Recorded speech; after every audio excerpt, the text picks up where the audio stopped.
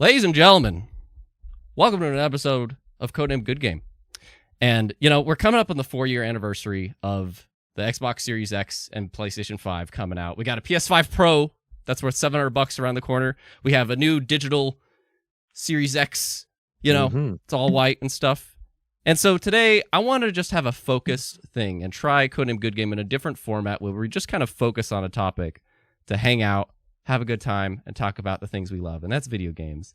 And today to join me with that, I have John and Nate from the Elder Trolls podcast, which I have a question about that. But hello, gentlemen. It's the first time I've had you on the channel. Thank you. Thank you. How are you? And a pleasure, Tony. Thanks pleasure to be here.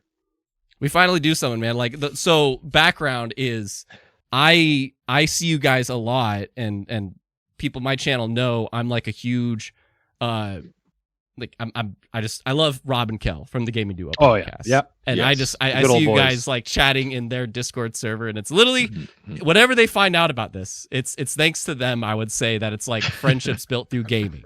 Oh yeah, the best for sure. friends. Their And slogan. that's what we're doing, man. Gaming Duo. The Daily Duo. And so the Daily Duo, I missed that. But yeah, man, and so that's why I was trying to think, I want to have like a good conversation with some peeps that, love video games, and I'm like, I've never had these guys on. Let's see if they want to jump in. And then just last minute, Nate, I think it was you that's just like, hey, it's last minute, but let me check. All right, let's do it. Cool. Yeah. So chat, let me know if audio's good, by the way. That was the loading screen that you were watching. It's a new thing where it's like while I'm getting set up, you can see me like going the whole time. But Nate, John, how is it going? Welcome to the channel. Feel free to introduce yourselves and tell us, how did you get the name Elder Trolls Podcast? Well, I'm Nasty Nate. And I am Take It Easy Jono, as I'm called. I just call me Jono, though. That's my gamer tag. Yeah. So actually, I think Daniel had the idea. Dan Dolph the Wise, our third member. I think he just had that idea because he was playing around with his friends, and they were going to start a channel, and he just thought like Elder Trolls was a good play on the Elder Scrolls. And which we are huge fans of. Which we are huge, Elder massive Scrolls. fans of the Elder Scrolls series. So then we made a play on that, and it just kind of fit because we're three trolly. guys. We're very trolly. We joke around a lot. We troll each other a lot. So we just thought, Elder Trolls, talking about gaming podcasts, it fits so nicely. So we just took it from there. It is a good catch. Like I was sure. I'm sure it just like it sounds like scroll, so that's why they did it. But, yeah. And how long have you guys been doing that? Yes, exactly. By the way. 3 Good years question. now. Yeah. It'll be the end. This is the end of the third year. Yep. Yeah. So we'll be going on break soon, and then reconvening in the new year. Get some fresh eyeballs and brains happening for the new year. 3 years already. Jeepers, eh? Isn't it GoDaddy nuts, says, man? GoDaddy says our domain name is worth $1,000 US. So there's a link tree.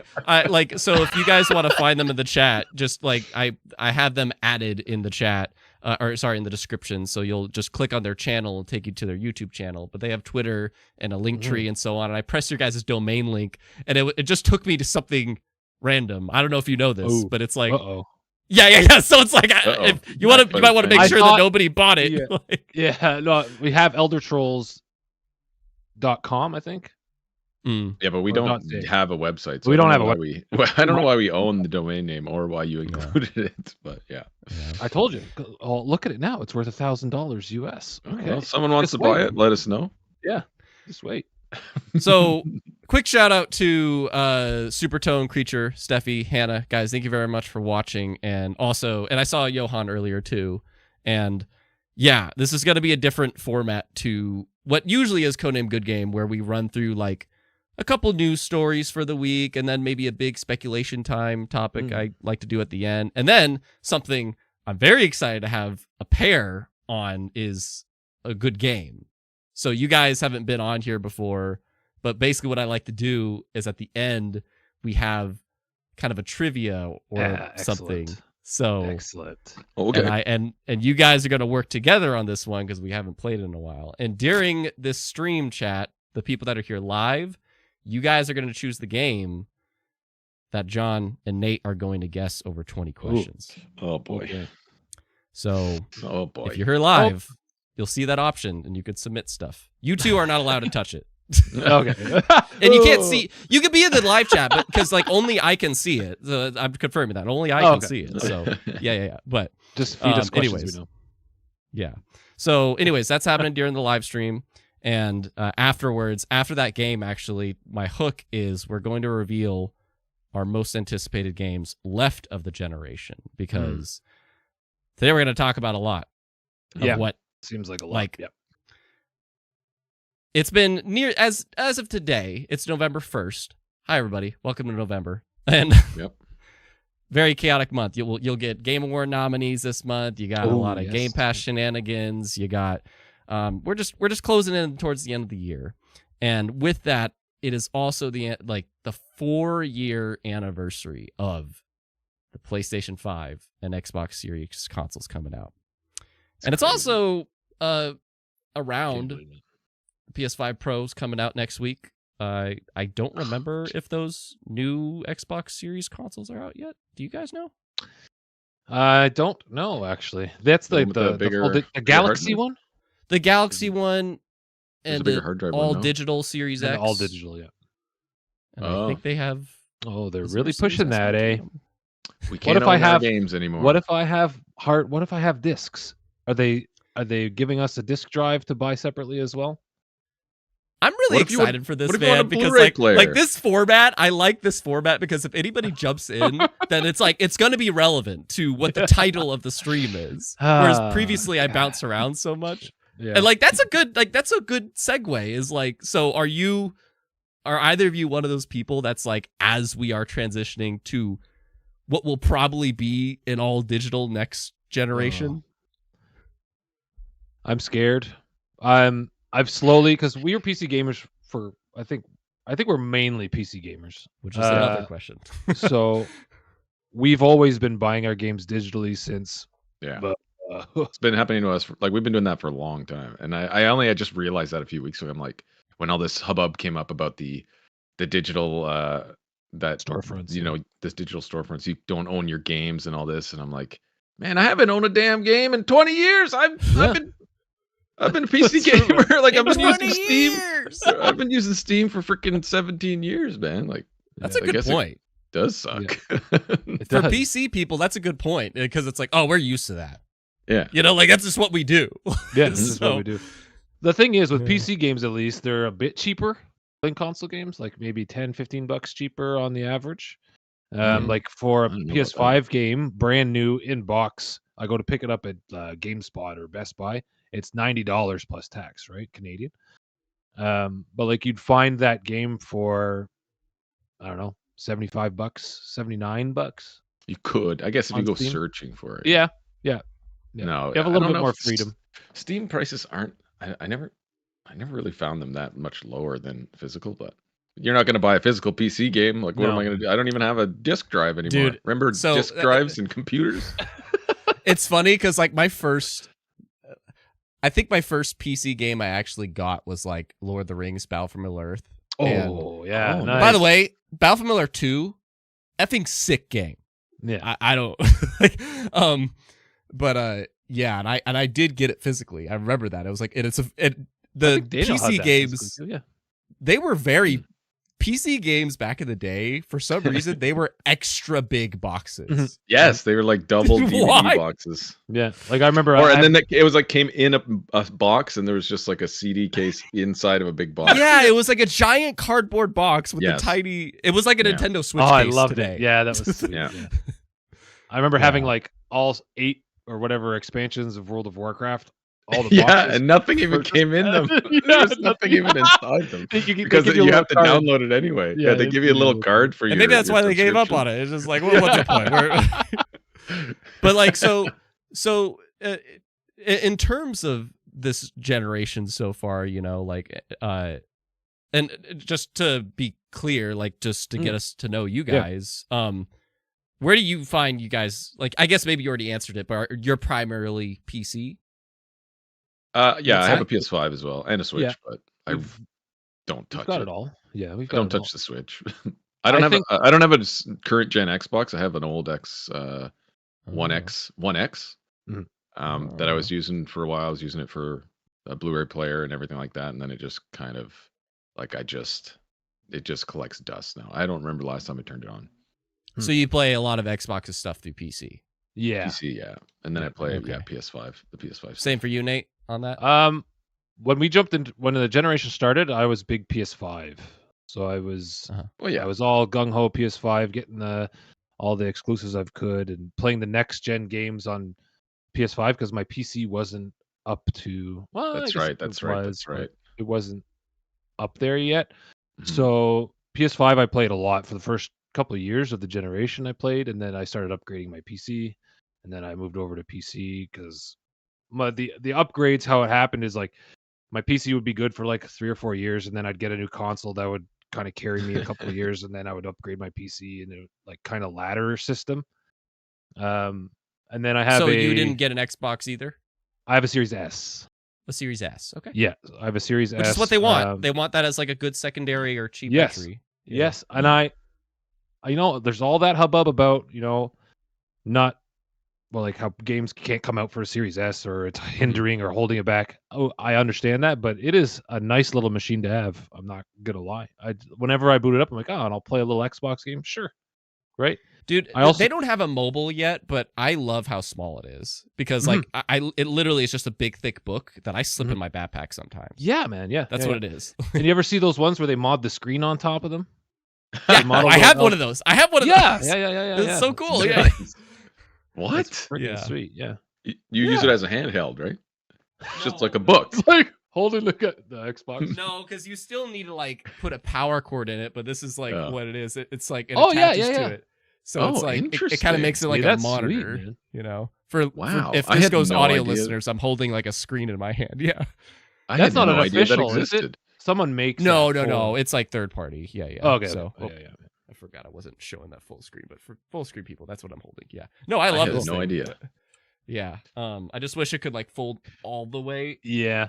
Like straight up. Yeah. This is as far back as it goes, so then I could like put it down and then have use it as a handheld. Yeah. Like a big Game Boy. A big game. Well, and that's what we want. Like we'll get to that, but like we just want with the direction Xbox is going with Game Pass. Give us a handheld. But so this is interesting because on my side of things, I initially hopped on like I'm a big Xbox guy, and but the thing is that I'm not anti PC. I'm starting to get more and more into it passively, but like I'm a console guy. I like my couch. I like my controller. I like the portability of it. I just like the simplicity, especially. Yes. And so I've always been a console guy, and because of that, even though all of Xbox's games were PC, when this gen started, I was like, I need that Series X, and I'm gonna get the best TV possible. Which plug into the Elder Trolls. John has a great list of good next gen TVs he just did. Plug into your guys' channel. Check that out. Everyone's just like, oh, yeah, the PS5 Pro's coming out. Let's spend $700 on that and go buy a $2,000 TV. I'm like, hey, man, some people are doing it. I'm just giving I'm just spreading the gospel. My TV, my TV was an expensive one. I had one of those LG C10s, and now they're naming it something different. But anyways, so I was like all about, I needed to get the Series, OLED's great, but like, I needed the Series X, and I wanted to play Xbox's stuff the best way possible with Game Pass. So that's what I started off with. And then I borrowed my friend's PS5, and I loved seeing all three of the console people on my shelf. Like there was something aesthetically about that was so pleasing, seeing my Switch OLED, my Series X, and my PS5, and they were all just huddled together having a good time. And I'm like, all right, I'll get a PS5. I have them in different rooms. So I can't even like put them together. So I could like my PS5 man, is in my it's basement. such a cool sight to see them like all on the same shelf, dude. Yeah, that's cool. I love that. It's the first time. This is the first generation that I had all three of the newest systems, which is really cool. Yes, that is true. So that's kind of our roots to this whole thing, where we come from. Now, going into this gen, what we'll bring up, chat, is I have like a list of really just what are our favorite games that have come the past 4 years of this gen so far. And I would love to know also, if you're listening live, what your startup, like what was your first console this gen, or have you not gotten one? Or if you're watching the replay of this, answer that. But going into this, Nate, John, do you two find, I guess, like hardware wise, how has things been? Like, have you felt impressed by a lot of things? Have you been kind of wanting more? Do we even need a refresh? I mean, I don't know. I saw. Well, you guys are the trolls. You're the trolls. So. We're a bit cynical. We're a bit what's the word you could say? We have a very high standard, I would say, for hardware and technology, and like you see a lot of this. Well, when PS5 came out, they were talking about 8K gaming. Like what the hell are you talking about? And when we heard that, and we were like, nothing's gonna run at 8K. Like, are they nuts? The PS5 can barely run games at 4K. At 6, like, you know what I mean? So say it on the box. Yeah, I remember. I remember. Does he have it there? I know it says 4K gaming on the box. I don't know. I think it said 8K. I remember video. it said like 8K capable and all this. I'm just like, dude, what the hell is that? Yeah. Is it on there? Is it on there? Yeah, it's got to say on there. On the it's right there. On the 8K up top. It's 8K. It's reversed for YouTube, but 8K. This could do 8K gaming. Yeah, I mean, it could output 8K. Yeah, that's video. What I think. It's not going to play anything at 8K. I don't think they meant 8K gaming. Like, can you imagine? That's like 20 years from now. It's still all that marketing BS, but you know what I mean. Like, yeah, we know when we play the games, we know that they're not actually half of them. Like some of the games at 30 FPS, yeah, they hit the 4K target sometimes, but most of the time they don't even run the games at 4K. So to be like so marketed as 4K gaming and all this stuff, like we're pretty cynical about it, but because we're PC gamers and our hardware on the PC is much more powerful mostly, and we don't play games at 30 FPS. That's one thing. Like that's one thing we as PC gamers, or me as a PC gamers, it's just like playing something at 30 FPS is it's rough for me. Especially like, you know what I mean? Last 30 years or 20 years, I've had good computers playing at 60 FPS. There's a note that I see Supertone in the chat, like, Creature can't even notice the difference between 720p and above. Like, I think 4K is one of those things. Like, when I jumped in, I went from an Xbox One S to an Xbox Series X. Okay. So I was like, oh, this might be a really big jump. Plus, the One S, my TV. I had a 1S. It did HDR, and it was a 4K Blu-ray player. Good. Yeah, it was did nice. Great. But like, that's a big jump. But I admit, like, the jump to the frame rate was way more noticeable than the jump to 4K for me in that jump. Yes. Oh yeah. And even today, like, we haven't talked about what we were playing, but like last night for Halloween, I played Still Wakes the Deep. And I was doing it in like 1080p, 30 frame on my stream. And then I went to my living room and it's like 4K, 30 frame.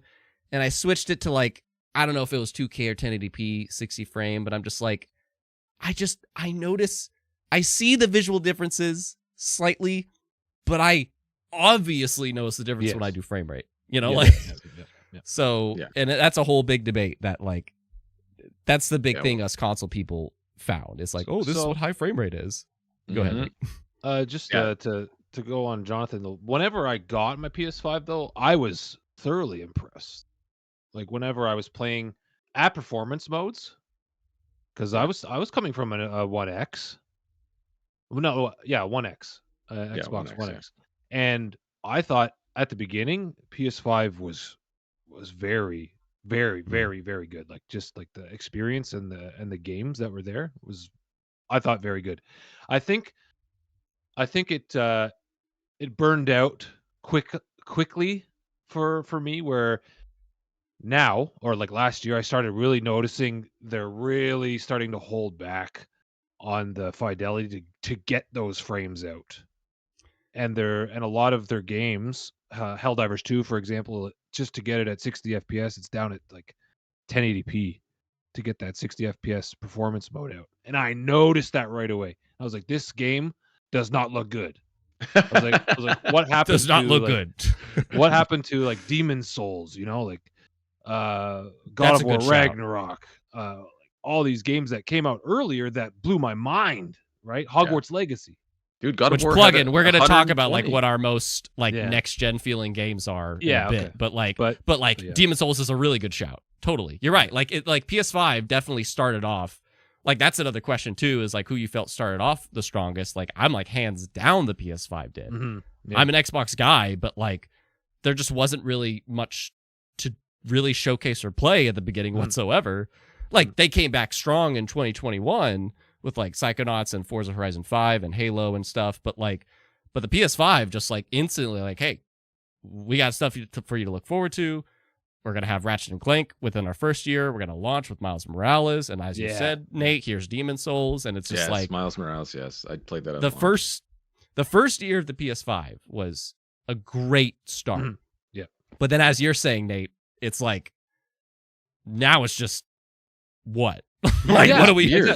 Like is it supposed to be the opposite? Am I crazy? Like I remember when like PlayStation 1 came out saying, "Oh, don't worry, they haven't even learned how to use the hardware yet."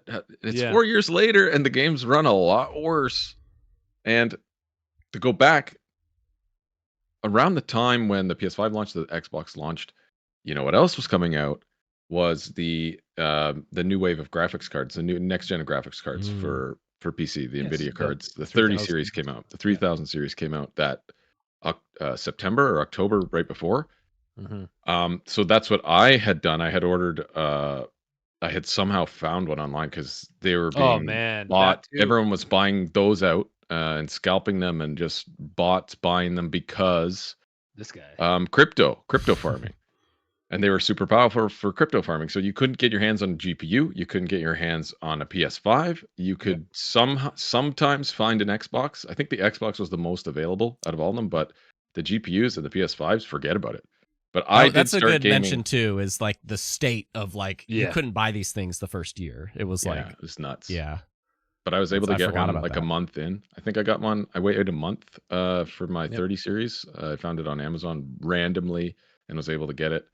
But I remember the first thing that I think I played on it was the Call of Duty release from that month. It was the first game, I think, with ray tracing. Oh, what was it called? Was it Cold War? Cold War?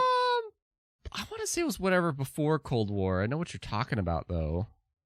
Was it not Cold War? I don't remember. It was the Call of Duty from that same month, from that November. Man. Yeah. It looked unbelievable. The campaign mode was... Maybe it was Cold War. I think it was Cold War. Black Ops. Yeah, I think you're right. I think it was Cold War. Yeah.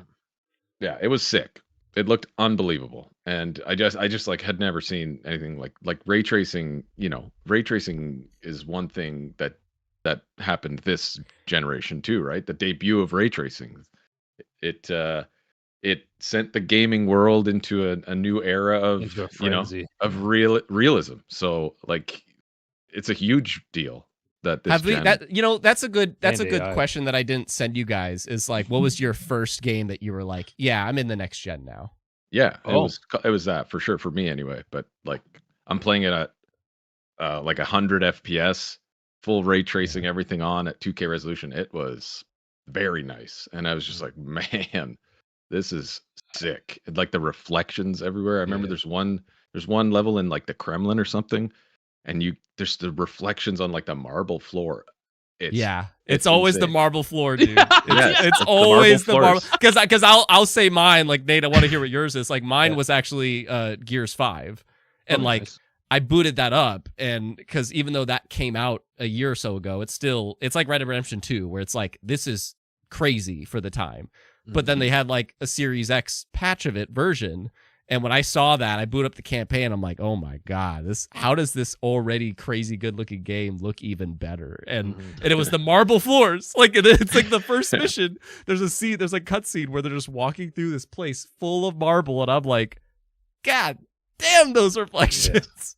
Yeah. So it's always the marble floor and water. Yeah. That's a big thing that happened in this gen that that I don't know. We don't know where it's going to go because while it looks amazing, it's come at a cost, it seems, of optimization and the takeover of upscaling, which like we can't get away from now, and that's just going to be the normal thing now. Instead of instead of making a game that runs really well optimized, like the Doom games, those things ran on anything.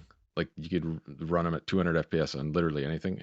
But other stuff, these big titles, these big open world things, they just run like crap, and they look nice, but it seems it's come at a cost. How about Nate? What was your your first thing that you were like, yeah, this is pretty next gen? Because you were saying you're on the PS5 pretty hard that first year, so yeah, I would say Demon's Souls. Demon's Souls was very nice, though. I think what really hit me was it Cyberpunk? Cyberpunk Yes. 2077. That was the same month or the next month? Same month, yeah, same month. Was that in 2020 or 2021? It was 2020. 2020. I believe, yeah, I think you're right. Now it was right in between gens, right? Because they had to. Which is interesting because that was a game that got a ton of flack, but for the next gen systems, like, oh no, we're good. Kind of a thing. Exactly. Like I didn't experience a single thing playing on PC like with the 30 series card. It was beautiful. Yeah. So when I remember when I booted that up, I immediately just crank all the sliders. That's what I do. And then I was, even though it was running like ray tracing on all that, it was running at like 20 FPS or something, 30 FPS. I just wanted to see it, right? And when I saw that for the first time with like, it's pretty much an NVIDIA benchmark game for ray tracing. It still is. It still Even is. 4 years later. Path tracing now. But man, I was like, this is it. I could lose hundreds of hours just in this game. And I have. Like unbelievable. Second runner up would be Hogwarts Legacy. I remember that's pretty far off though. Yeah, it's like 2 years later. Yeah, okay. But like I remember distinctly when I turned on Hogwarts and I was flying around, I was like, wow. And then going around in the castle, I was like, this is next gen. This is Yes, this Hogwarts looked unbelievable inside. Like the school is crazy. I'd say Cyberpunk. It's because it's marble. Yeah, it was the marble, that marble flooring. It's just the marble, and the shadows, just a lot of shadows and a lot of lighting things that they did looked really good. Yeah, and I played that on PS5 too. I didn't even play that on PC. Yeah, same. Even on PC. And so like we're teetering into what I do want to mention, which is like our like favorite games so far that's come from this gen. Whether it's like a super low key indie that's not about graphics, or if it's just first party, third party, don't matter. We're gonna have like a pluffer of selections I want to run by you guys. But before that, is there, which shout out to the guys watching, thank you very much. And C2 confirms it was December 2020 for Cyberpunk. So thank you, C2. Right. But before we dive into the games, like, do we really need a refresh right now? Can I take this for Go 2 for seconds of everyone's time? Right. I don't I don't think so. I think Xbox is doing the correct thing and waiting just a little bit longer to get their next gen system out in 2026. I think you were saying in one of your videos, Tony. Yeah. But like the PS5 Pro, I think is just a little early. 4 years, we've seen what good upscaling can do in NVIDIA's DLSS upscaling. FSR, yes, it's AMD tech, and we're seeing a lot of it. It's weaker than DLSS, but I think we still have some strength that Xbox can use, and I'm pretty sure they're going to stretch out the Xbox until 2026, the Series X, and I think that's the way to go. Bringing the PS5 Pro out now 4 years later is kind of like, here's my money, and then the Series X is gonna beat them to the next one. And then I just don't like mid-generation refreshes. I think it's more of like I don't want to say money grab, but kind of is in my opinion. But And from what I've seen, you're still not running games at 4K, No, it just has like it's got native better 4K. upscaling. You're just getting better upscaling, and I am not. I don't like that. It is pretty good though, from what I've seen. It's close to DLSS. I was gonna say, It's is it pretty like, nice. is it something that many people are really gonna notice? No, I would say I no, don't think so. Yeah. because first of all, how far away do you sit from your TV? Question for the listeners. If you're sitting more than, I don't know, like 6 foot. 7 or 8 feet, you're not going to notice anything. Yep. At 4K, you have to be sitting close to notice anything. That's called You pixel wanna- peeping. Yeah, you got to peep the pixels. We're pixel peepers. Yeah. We are definitely pixel peepers. But like, that's another thing. Like, You perverts! like someone sitting 15 feet away from their 55-inch TV. Yeah, I'm gonna get a PS5 Pro. Oh, it's gonna be sick. You're not gonna see a damn thing, buddy, from 15 feet away. It's But what not they happening. will see is being able to play in 4K at 60 frames. Yeah, 'Cause it's going to that's be a the cool higher thing is that it resolution, gets rid a of that higher choice. average resolution. The and at average 60 FPS. resolution will be higher. higher, yeah. If you sit close, you will notice it. If you have a 4K TV, if you're sitting, 6 feet away, I it see will what look. you're saying. If Okay. you're like looking side by side, you would notice a difference. But yeah, Or- it's supposed to be pretty good. The upscaling, the Or if pisser, you- it's called pisser. Yeah. Yeah. Whenever you're By the way, I'm sorry. There was something. I think it was Nate. I was listening to your guys' stuff, and my favorite word of all time, fidelity. Fidelity. Fidelity. I forgot how you said it. I like my Fidelity. Fidelity. Yeah, absolutely, Yeah. man. Yeah. We're all about immersion, on our Well, show. Like you can even play your PS5 Pro on a nice OLED monitor, right, with VRR, and then you can sit 2 feet away from it. Then you're gonna notice it. You know what I mean? Right. If you have that a 4K That would be sick. That would be 4K sick. monitor, yeah. If you have a nice 4K monitor, but they're expensive, man. 2,000. 4K high end monitors are more expensive than like a good TV. Mhm. So it's like it's hard to justify. I feel For but some reason, yeah. yeah, just the smaller panels at that. Well, I kind of- just got a new monitor that it goes to 240 hertz or whatever. I don't bother with this. Like I don't need like. yeah. You don't play your Halo multiplayer at 240 hertz. But what's low going to settings? run? I mean, what's I gonna run did. your games Well, at 200. The thing is, Yeah. frame rate. It's like I said. I notice like 1080p to 4K. I slightly notice. 30 frames to 60 frames. I definitely notice. Yeah. Now I will say 60 frames to 120. Mm. I don't really know. I think the sweet How spot many is 90 games have you tried FPS, it in? boys. How many games have you tried on console 120 FPS? At least a good handful. At least a good handful. I know. Did you try the does God it, of War Psychonauts 2 did it. Ragnarok? Did you try the Ragnarok Yeah. 120? See, and I'm weird. I like to play like something I love that PlayStation games have done. I noticed is that they have a nice middle ground. Where if you have the right TV, they have like the 40 frame option. I Yes. think Plague's Tale, Requiem did this too, and I'm like, I like that middle Yeah. option. Hogwarts Yeah. Legacy did that as well, an uncapped Yeah. frame mode. So if you turn that on, if you have a variable refresh rate on your TV, it will just sync the TV refresh rate to whatever the console is outputting. And there's no cap on the frame mode, so they're not capping you at 30. The game will run sometimes at 60 FPS when you're running in certain areas, but then it'll drop down to maybe 40 or something like that.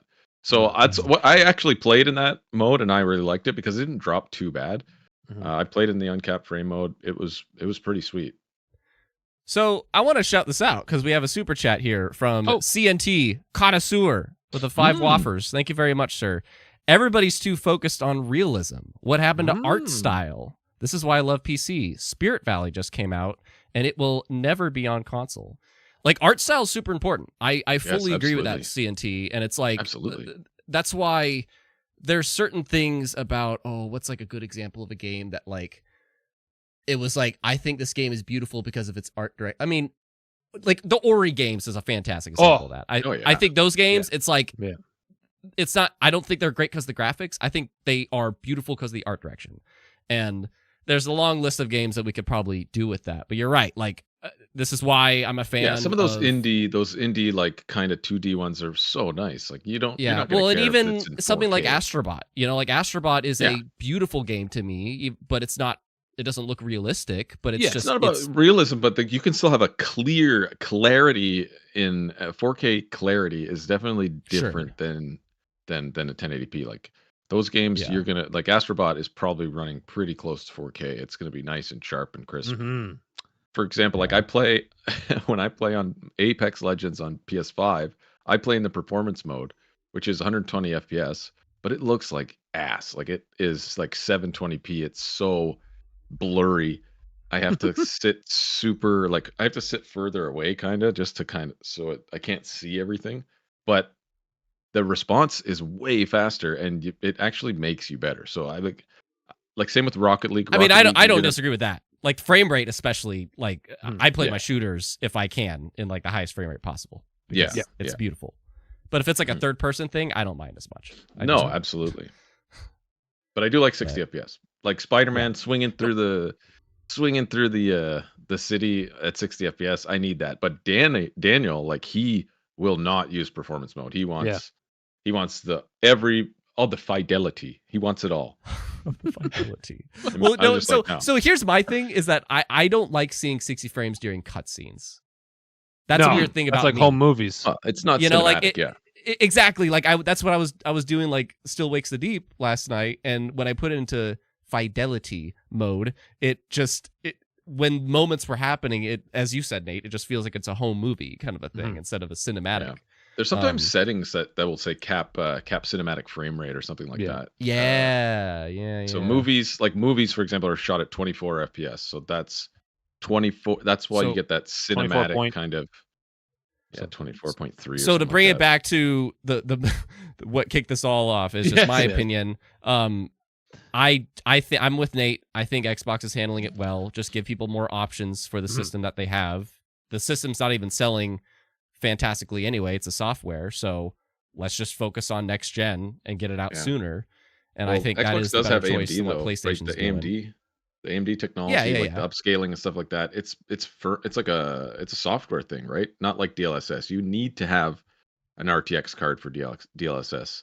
The PlayStation one, the new PSSR or whatever, it has a special chip in it that it needs to run that. It's not like they could update the firmware on the PS5 and have it, you know what I mean? But for Xbox, I feel they do kind of have that, so they can stretch it maybe a little longer. Get some extra tools.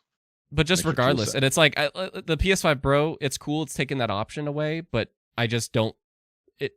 It's as you guys kind of already have teased, where it's like the stuff that feels like we were promised. It's like we haven't fully tapped into it. So because of that, it's like, why would we need a refresh? So that's where I sit on it. But, I agree. But in all those things that we have experienced, I have some games that I want to see what the chat says, what you guys say as the past 4 years of the PlayStation 5 and Xbox Series era. And if we have 2 more years of the Xbox, that's my theory. If we have 4 more years of PlayStation, we're past the halfway point for both, basically, as of this month. What are some of our favorite experiences that we've had? Not entirely next gen. One of them is like the most next gen thing, which is why when Nate was like Harry Potter, I'm like, hold on. but I just want to shout out some things. So like, for instance, like CNT, everybody's too focused on realism. Maybe this is a chance for that. What's a nice little low key or indie game that you want to shout out that you've played this gen? I know for sure what mine is. I almost didn't remember it, but now I know what mine is. I love it. I love Ragnarok VR. PlayStation VR 2. Oh, yes. This drumming game. I love it so much. It's so fun. When I got my actually, it came out in 2020. I think it came out right when they were coming out in the next gen, but I got it for PSVR 2. I had played it at a local VR arcade, I guess you could say it, and I was absolutely hooked. I was like, this has to be, is it coming out for PSVR 2? And I was like following their Twitter, and I was just ready to jump on that game when it finally got released for PSVR 2. And man, I loved it so much. Love it. And that's not realistic at all. Yeah. It's just blocky looking Vikings hammering some drums in front of you, and it's so good. It's a rhythm game where you play drums to various like metal tracks or rock and roll, or even like a Celtic punk rock tracks like that. It's so fun. Oh my god, it's so fun. I love it. This is a good shout. I'm looking at it right now. I've never seen this game in my life. Oh my god, he's got the videos. Oh, on I've there. actually. Well, this is probably a later. I'll save it for one of your later points. Sure. Okay. How about you, John? I'm not a huge indie game player, honestly. But I did just get indie or just low key. It's just something that you feel like went under the radar, wasn't that marketed or whatever. Actually, I recently I played Plucky Squire when it came out. I really liked it. I really liked that, and it's the art style was really cool. It was a throwback, I feel, of a lot of older games that that kind of I grew up with. You know what I mean? Because there's that top down. There's multiple aspects in the game. There's like a top down kind of Zelda 2D, kind of like Link to the Past, Link's Awakening style. Then there's parts where it goes side scroller, like old Mario games. Then there's parts where you go into the 3D world where it's kind of like Mario 64-esque, which completely covers my a certain part of my childhood, all of that stuff. It was really cool. I just wish it was a little bit more, maybe, because it's basically a kids game. It's pretty it's very easy. It's just kind of a kids game, but I love the art style. It took me back. Yeah, I just played that too. I enjoyed it. I had a game-breaking bug, unfortunately, that really? I put it down for like 2 weeks. Yeah, it sucked. And then I was like, I'm just gonna start this whole damn game over. Whatever. But no, it's like that's a great game. Like I'm actually rooting for that game for art direction this year because I think art direction's awesome in it. Yeah, really cool. My shout out is somebody in the chat is already ahead of me on this. I have a over 18 show here. I don't care about swearing. I fucking love Cocoon. Oh my god. Cocoon is so goddamn good. That was close to being my game of the year last year. And I have some other things I thought of too, like this year, like a very nobody's ever heard of game is like I don't even remember the name of it. Shoot, I'm gonna have to look it up. It's like a pinball action game, but Tony, what's the one that you recommended in the Gaming Duo channel where it was you're like it's like in the future and you're trying to save your like village from these robot overlords? It's like the 2D indie Windfarer or something like that. It was very good. And you were like, oh, if you want something like that, if you want to take a nice breath of fresh air from like Demon Souls, then you should try this game. And it was like a side scroller. You play as a little girl who has a little robot sidekick. It sounds familiar. And like the robots come and pick people out of these villages and like hold them in the cages. Oh, Planet of Lana. Yes. Yeah. No, Planet of Lana was great, but Cocoon for me is like it's just one. I think it's a real, even though somehow they have it running on the Switch. I don't know, but I think Cocoon is like it does some really cool next gen stuff too because you're jumping between realities constantly and the puzzle solving in it is some of the craziest puzzle solving I've ever dealt with. And I don't know. I literally sounded like I was high off of my mind playing this game. Like I picked up the green world, put it in the blue world while walking in the green world, which will let me back in the orange world. And if anybody listened to me thinking out loud, they would think you are as high as a kite right now. But I'm like, but people that play it, they're like, no, everything he's saying is accurate. Yeah. It was such a good puzzle game. Very stylized, very cool. Yeah, and it's just again, game design triumphs all. So, but on the other side of that spectrum, that's like a low key indie shout out. What's like a major third party game that you experienced so far this gen that's like, yeah, that was dope?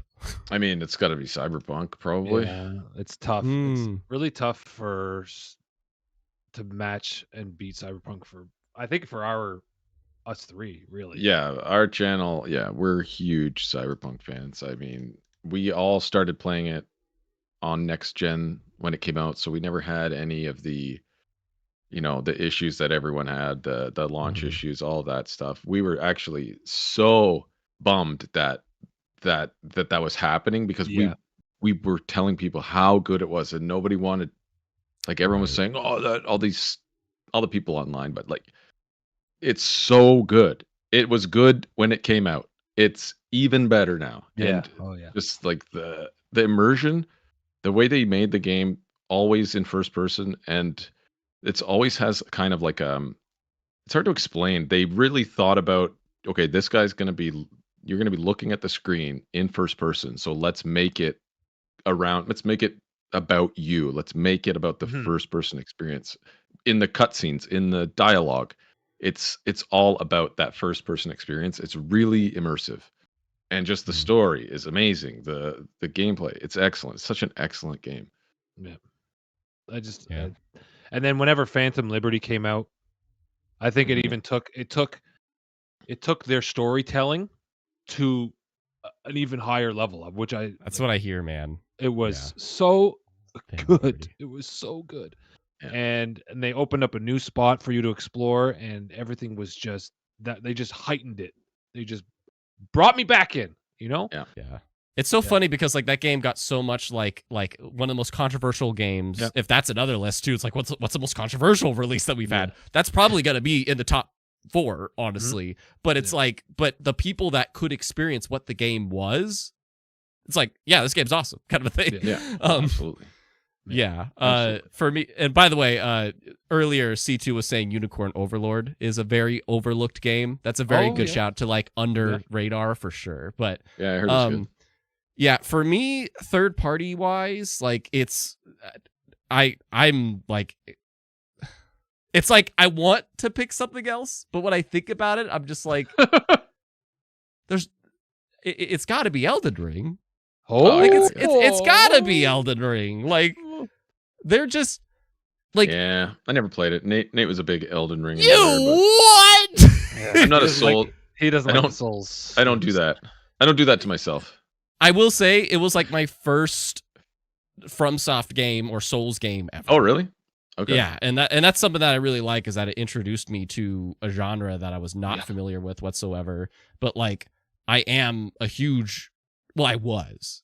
It's funny. Elden Ring actually took away my love for open worlds because of how massive it is. But it's like, and how perfectly they did it. Exactly. Like I was so immersed in the world of Elden Ring earlier. Like CNT was saying, you know, people focus on realism. Elden Ring's art direction and world design is beyond belief how imaginatively like you are in this ridiculously not pleasant world. And but I enjoyed so much of it. I enjoyed the challenge, and I enjoyed being able to leave the challenge and come back later to overcome it. Elden Ring is like one of those games I tell people I don't want to replay it again, but if I was trapped on an island for like 5 years, I would probably say, give me Elden Ring, because I want to have like a different build every playthrough. Every single time, yeah, which will add variety, but that'd probably be my third-party thing. Yeah, just to add on that, I wasn't into that stuff either. And then I had both Demon Souls and then Elden Ring in my hands. And I was like, oh, which one do I start first? Which one is the better entry into the series? I Googled and I searched online and I went soul searching, pun intended. But it ended up being Demon Souls. I started with first because it was more like linear. I could understand like the mechanics a little bit more, why they're doing this to me and why I have to put myself through this. And at the end of Demon Souls, it clicked. And immediately after, well, maybe not. Maybe like a week. Okay. It's I went funny right because into you're debating Elden about Ring. their oldest entry to their newest entry. Yeah. And wow, like I finally like opened my brain. And when I played Elden Ring, I was like, this is absolutely insane. This is absolutely ridiculous. And CNT shouts out Jedi Survivor and Hogwarts Legacy. I agree. Those are two awesome third-party AAA experiences for sure. Survivor, I know Jedi, the first one or the second one? That's the second one, which Jedi Survivor, like Cyberpunk, got a lot of flack for its optimization, but I honestly, dude, I didn't give a shit. I thought that game was sick. Nice. So, and Nate, you mentioned Hogwarts, but yeah. So, and game on Jesse, Elden Ring's too hard for me. I mean, that's fair. That's absolutely. If I want to bang my head against a brick wall, I'll go play Apex Ranked. Listen, here it is. Now I know how I need people we should get people to experience Elden Ring now. Now a lot of people are going to hate me for this. What I'm about to say. Okay, if you have PC, get Elden Ring on PC and put on easy mode mod. Okay? And you will experience the world not to the full extent of how someone would. How dare you! You're such a player. But if you want to play it and Cheater, like, just experience it, you know, and like do the fights and really. To be fair, that's not how you did it from the beginning. Yes, I did. Whoa! No. I played it first on. I played it first on PS5 all the way through. Okay. Yeah. And then when the expansion came out, I switched to PC, and I was like, I don't want to play the first 90 hours again. So then I played through the story on easy mode, and then when I jumped into the expansion, I turned off all my mods. So he could experience the story's fidelity. Yeah. There's ways, and it should be experienced. It's a fantastic game. What I'm surprised no one said Baldur's Gate 3, actually. Yes. Yeah. Meh. I mean, yes, but Cyberpunk. I played more Cyberpunk. I mean, we're just talking about favorites. We're not talking about what we think is like the best. We're just saying what resonated with us personally. Yep. So I did like. I tell you what, if Rudy was here from Baldy Rudy, he would be a stan. He would. He's like, you guys, why did you talk about Baldur's Gate? But I mean, John, I think you mentioned we need to get everybody on Apex. That's a good transition to something I kind of inserted last minute. So I don't know if you guys caught this, but favorite multiplayer game. Which I think this is kind of significant because in this gen, we are experiencing a lot of modern day gaming. And so I think this is an interesting little shout to think about of like, what's a multiplayer game that released since the PS5 and Series X came out that you're like, this is cool. John, how about you? We don't play. I actually play. Or are you both not much multiplayer guys? I am, but I don't play. Like Nate doesn't want to play with me. I don't play Apex Legends. So I don't know about new gen, the game? Like current gen multiplayer game. When did Apex come out? Legends. Oh, it's a long time ago. 2018. Oh, 2019. Yeah. 19, yeah. Oh, right before. Was close. It was like a year before. But what multiplayer games do we play together? Like Overwatch? Is that next gen? Overwatch 2? Overwatch 2? Yeah. I play a lot of Overwatch 2. I like to play. I will play it. I won't play it by myself, but if Nate wants me to play it, I'll play with him. But no one wants to play Apex with me, so I play Apex by myself, even though it is a multiplayer game. CNT has a shout out. Grounded was a revelation for me and my friend group. Oh, I know a lot of people that bonded hard with Grounded. Yeah. Grounded I heard was very good. I've had Colt Eastwood on my show before, and I know that's a game that he has struggled to let go. Sweet. Yeah. He's struggled to let that game go. Maybe it's because of his kids. I don't know. But like I could shout this out, long live long day. But Nate, does anything come to you? I would say the most fun I've had in a multiplayer game as of late would be Diablo 4. Dude, that's a shout. Yeah, because like every time when we have a full group in Diablo 4, it's a freaking blast. Yeah, I guess that is true. That's our online game. That's the game that we play online. Because Diablo 4, I'm with you, man. Like that is a really. I haven't played it too much for the multiplayer, but I'm just like, it's one of those games. I admit it would give Elden Ring a run for its money on the choice for like, leave me out on an island for 5 years with one game because like I'll just their grind will take you to the ends of the you might get to level cap in 5 years. We'll just grind and grind and grind. There'll be don't leave me a stripper pole, just leave me Diablo 4, man. I will grind all over that. Grind it. But especially with the Vessel of Hatred that came out and their new little raid mode, that was very, very fun. Yeah, it was when we jumped into that and we were a group of 4, it was like World of Warcraft again, but like light. Yeah. Where we had to learn actual fighting mechanics, I tried it in Torment 4. Yeah. Not it. Yeah. But I'd say Diablo 4 for sure. As of late. Multiplayer. For me, I'm not a massive multiplayer guy.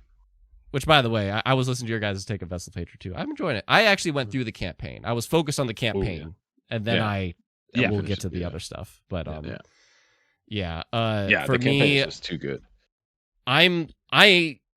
I like to find me a really good multiplayer, and I'm gonna say right now, this is when the time comes for me to make my like 10 games of the generation.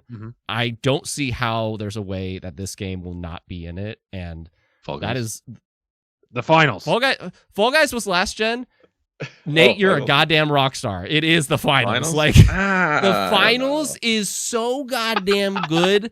I just like I never get tired of it. Like if I don't play it or get tired of it, it's just because like I just have something else to play. But I was excited for it when it came out. It was I didn't grip onto it right away. I was kind of like I was excited. I was looking forward to it because I wanted a new shooter to play because that was kind of like I don't know, Apex has already been out for 4 years. I have thousands of hours, and I'm like, okay, maybe something new. And it came out, and I was just kind of like, I wasn't underwhelmed. Like, it felt good. The shooting felt good, but just kind of, I wasn't really engaged with what was happening. But I wasn't playing that ranked mode. So maybe that's why it was a little higher stakes. I just felt it was kind of low stakes, and I was like, I don't care. Yeah, I admit, if you want stakes, but do the tournament mode, because tournament mode is like, I love like freaking Kel is such a stand for like, oh, just add a battle royale to the game. But I'm like, dude, the tournament mode though is like a nice little different thing because it's like it instead of being a battle royale and like the tension of you being the last man, it's like, hey, can we make it through this round? Can our team be like superior to these other teams? So kind of like Fall Guys, but in the finals. Very, very. Oh, dude, I tell people all the time. I'm like, the finals is Bad Company meets Fall Guys. That's exactly what the game is. Oh, That's exactly what the game is. Oh, man. It's another thing. It's made by the people. I love it. Bad. I just don't love when the building falls on me and like it seems so random. It's just like, dude, I just died because a whole building fell on me. That's like, the cool part is that it's not random. It just got so chaotic that the building. Yeah, it's chaos. It's just chaos. There's too much chaos. That's fair. If you're not a fan of chaos, then admit it. It is absolute chaos. Yeah. Oh, I love it. I love it. You're just like, what the hell was that? I was like, oh, someone just blew up the half of the building. Exactly, like you're trying to steal it. Okay, I'm gonna go in for the deposit, and you try to steal the deposit, and then the floor blows up underneath, and it's like, shit. Yeah. That's why I think it's just like a lot of blockbuster moments happening. Constantly. Yeah, definitely. Yeah, it is. Anyways, but in a competitive sense, for me, I was just like, it didn't make sense in my brain because that's not something you can control at all whatsoever. So it's like hard to plan how to win. That's true. You know what I mean? It's hard to plan because anything can happen. Definitely. Yeah. Now back to the kind of conversation at hand with this being about the Xbox Series X/S and the PS5. What is some of our favorite first party games that have come from PlayStation and Xbox? And this, whether they were exclusive, whether they were multi-plat, whatever, just things that you know came from their studios that they bought or not or whatever. Like I'll shout out a PlayStation one first, being for me hands down Horizon. Astrobot is so goddamn Astrobot. I wanted to buy it the other week, but my wife's hogging the PS5.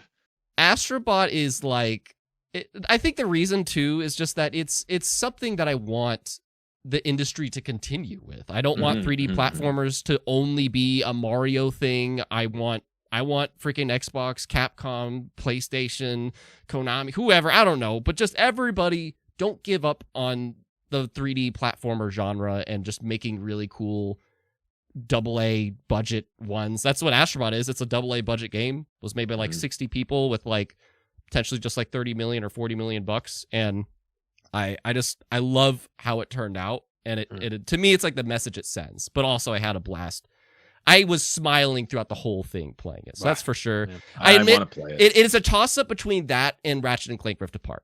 That's my PlayStation 1. It's a toss up between those two because I also love Rift Apart, like from top to bottom, start to finish, so much that I played through it twice, because I wanted to get like the max weapons. But yeah, those are probably my PlayStation. I was listening to Gaming Duo talk about, or not Gaming Duo, Friday Night Gamecast talk about Astrobot, and it sounds awesome. Like I love the idea of all of those Sony IPs having their own kind of little level.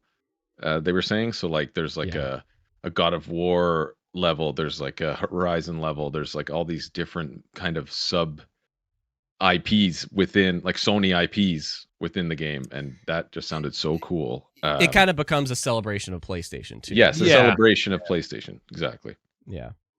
It's a harken to the old times too. It does make you. It's something within the modern gaming era that we're experiencing that it's like we just don't get games like this anymore, and so that's why. And Ratchet and Clank appeals to me for that same reason. But how about you, Nate? What's a PlayStation game that you're like? PlayStation game. Now, this might not count.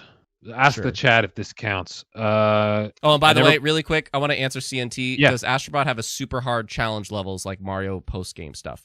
They are adding speedrun levels, CNT. Ooh. But there are, like, on the side, there are some challenge levels that you come across, but you don't have to do them. So they're not like a post game, but there is a post game thing that I don't want to spoil that is definitely challenging. But anyways, Nate, sorry. What do you think, does it count or not? I never played it on PS4, but they didn't really remaster it. The director's cut of Ghost of Tsushima. Does that count? Ask your chat if that counts. Is that a PS5? They did I would say it no. for PS5. Like I get what you mean, and it's like the director's cut was during the PS5 era, but it's like, would we really consider that a PS5 game? Okay. It doesn't have to be exclusive to PS. It could be a cross-gen title, but like it released after the PS5 came out. That's what I would define. Okay. Then I will have to say God of War Ragnarok for me. Yeah. With Armored Core 6, close second. Yeah. Even though it's not a first party, but that's where I played it. Part, but yeah. But yeah, God of War Ragnarok was sick. And I remember I was going to Mexico and I had to drill that game through, and I could not put that paddle down. I could not put that controller down. It was so paddle. Put that paddle down. Tell how old we are. How old we are. We call it a paddle. Yeah. I could not put. I thought you meant like when he's in the boat rowing or something. Yeah, the paddle. That's how I took it. I didn't realize you actually meant the controller. We used to call controllers paddles because they were flat and square. Yes, yeah. For God. The normal Nintendo. No, Ragnarok was dope. I did enjoy that a lot. Yeah, that would it kind of goes along with Spider-Man 2. I will say that, like, I think Rob and Kel did say this, where it's like, it is more of 2018. You know, and it's both a good and bad thing to me. Like because 2018 was awesome. So if you just want more of it, here you go. So but there was some step ups too. Yeah, but like just thinking about that, what in the PlayStation library, what isn't just more of what they did? Yeah, that's true. Like that's what blows my mind for PlayStation.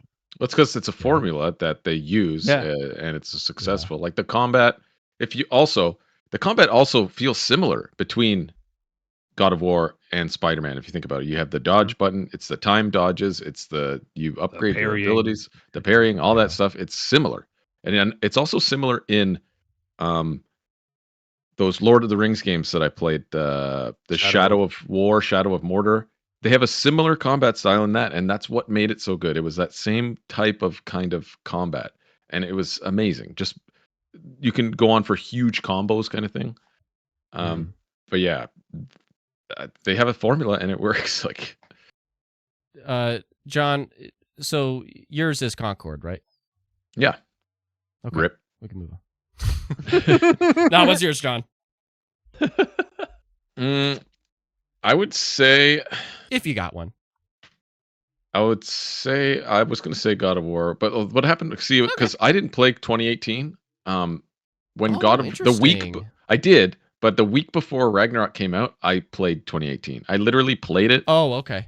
Finished it and started Ragnarok immediately after. So it was like one huge giant game for me. Oh. Super chat. Okay. Super tone. Do you have a casual / comfort genre or even a specific game in mind? Racing games is it for me. A casual genre. A casual like cozy games? Yeah. I would say maybe like a game you go to that you listen to podcasts or you just chat with friends while you play it, or you just kind of want to chill to. It'd be Hearthstone Battlegrounds probably for me. Oh yeah. Even though I get insanely mad at it, but I guess it's not very. This gen. Oh, this gen? I don't know about this gen. I don't No. know about a casual comfort, because what I do is I log on to like the finals, Yu-Gi-Oh! Master Duel, and Halo Infinite to kind of do dailies, and that's kind of my comfort. Is like I put on a podcast while I just get those done, but I don't consider that really my casual or comfort area because I get a little bit sweaty when I play those games. Yeah, exactly. That's what I was going to say about Hearthstone. It's like, yeah. Oh, but it is what I pull out. Like if I pull up my phone. Maybe it is Diablo 4. Maybe it's Diablo 4 because you know can definitely do that. You just are slaying armies of demons. Meanwhile, today's countdown of the best Pokemon moments. We're gonna be. You literally just sound 0 and put something else on. Because otherwise, you're gonna just hear the same thing over and over. You don't want to even have your sound on with Diablo. I don't have enough vigor for that. Yeah. Oh God, enough. I know you don't. I know you don't. That move I is cannot not do ready that yet. here. I cannot do that here. Why don't you just let me run in the goddamn city with my horse? Speaking of Diablo, how about a first-party Xbox game? Since November 2020, and Xbox has expanded a lot over the years, you know? But something that released from one of their studios after they got them. And the only things, and I would love your guys' opinions on this as well as chat. Does Deathloop, Ghostwire, and Modern Warfare 3 count? Because those are 3 games. Tokyo? Because those are 3 games that like released technically while Xbox owned them, but they were kind of like, I played on you know, PC. like they honored the deals and just let the game finish or whatever. And Well, they would be first party if it was owned, so I'd say it would count. okay, interesting. Do you mean like if you want to get granular, you'd say exclusive to Xbox? Well, because someday I do want to do, especially after this year, because a lot will release on Xbox this year. But like, I would love to do a list of like the 10 best first party Xbox games. And when I do that list, I would love to include Deathloop on that list. But it's like, but it was kind of like, you know, like it didn't come to Xbox until like 6 months later, and they just honored the PlayStation deal, so it didn't feel like an Xbox release. That's a that's kind of like Final Fantasy VII Rebirth. Does that count for a Sony game? Because I had that. No, because that's not even a first party thing. That's just an exclusive deal. Oh, true. Yeah. It was exclusive, not first party. Yeah, I would love chat's opinion on that. But Xbox release. How about you, John? Well, my dusty old Xbox doesn't play much, so I guess. So I guess on PC.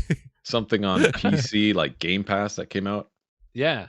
I guess it would have to be Starfield. It's really the only thing the only thing I played on Xbox for PC Game Pass. Well, just of their first party stuff. Yeah, I think so. Yeah, I don't use Xbox.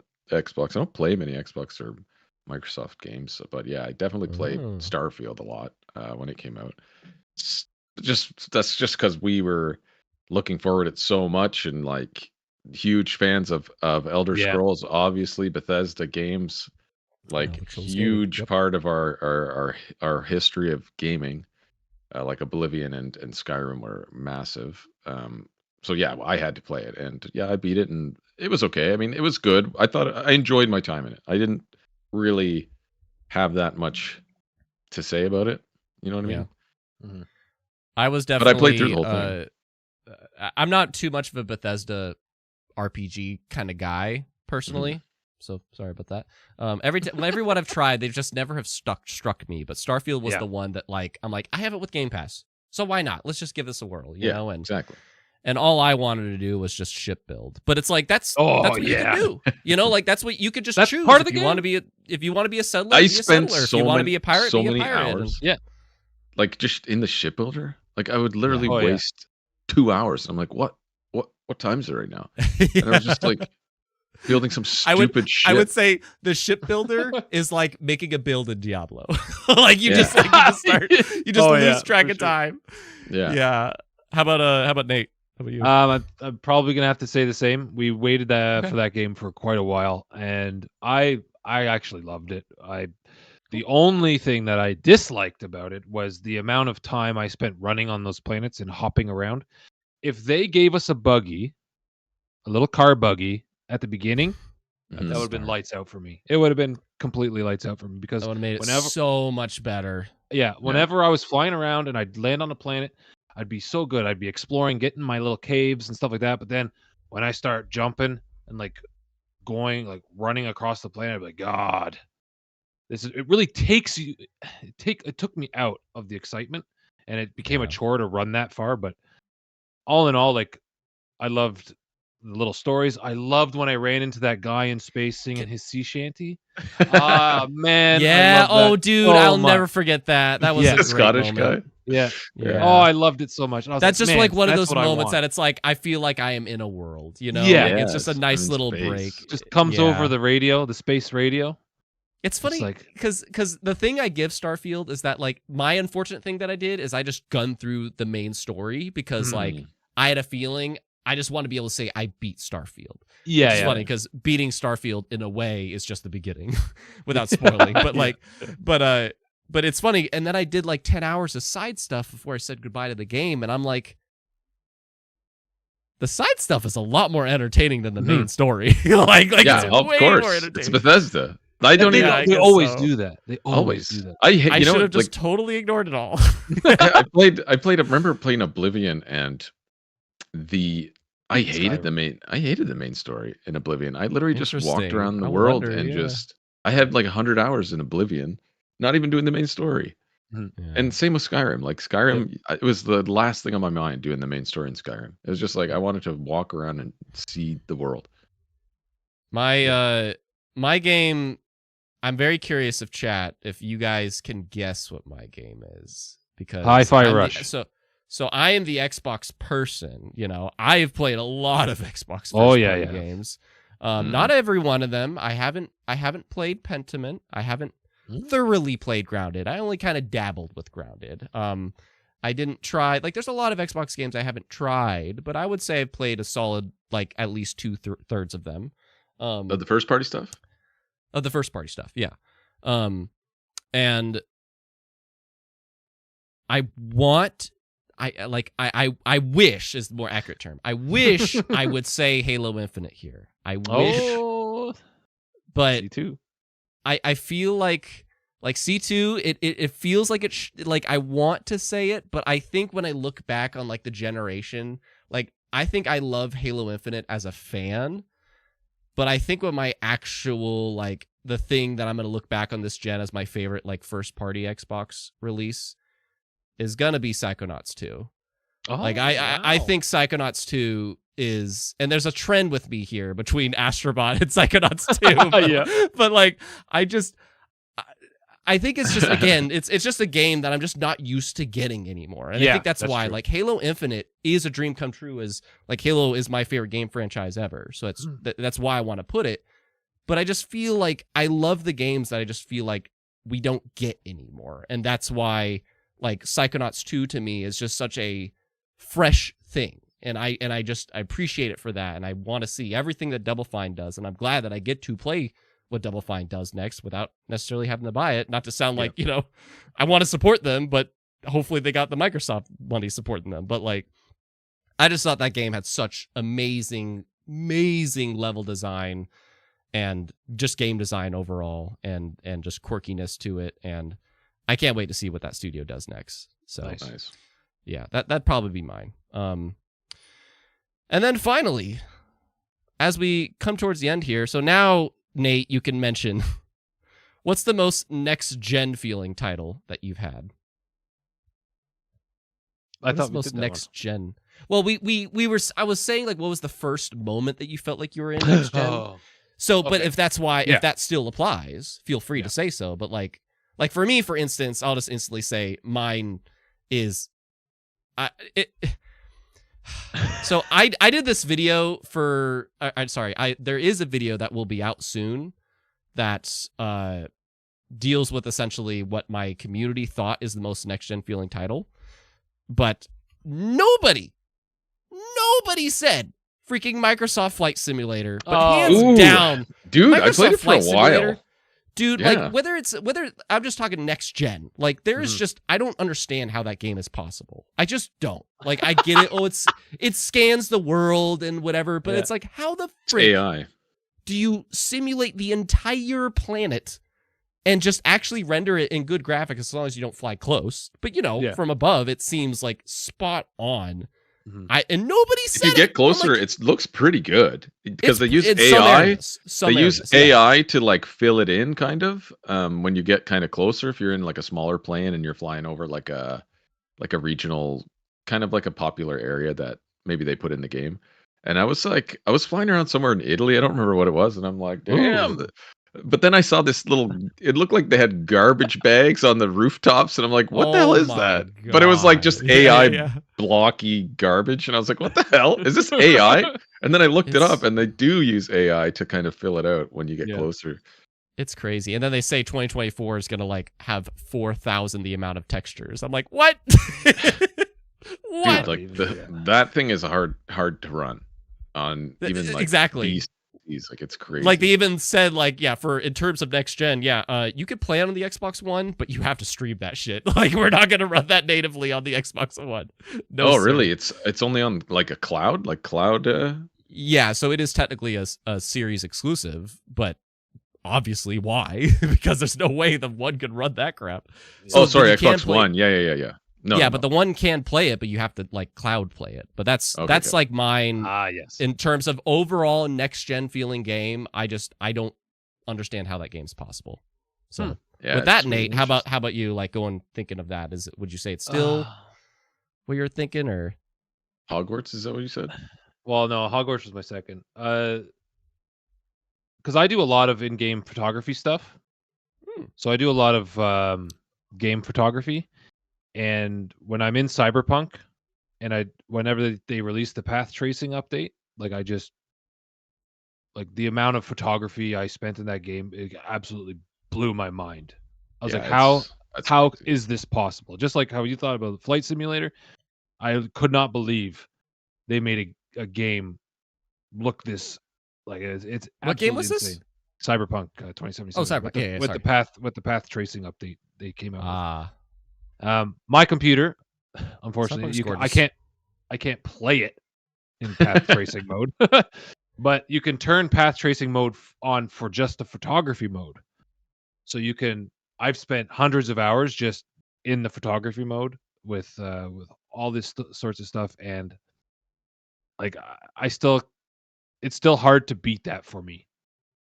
When I'm thinking about it, like not a lot of games can really kick me into that mode where I'm just like dumbfounded about how crazy this is. Yeah. Dumbfounded. Yeah. I don't know if I've been dumbfounded. John, is this Cyberpunk for you, or is there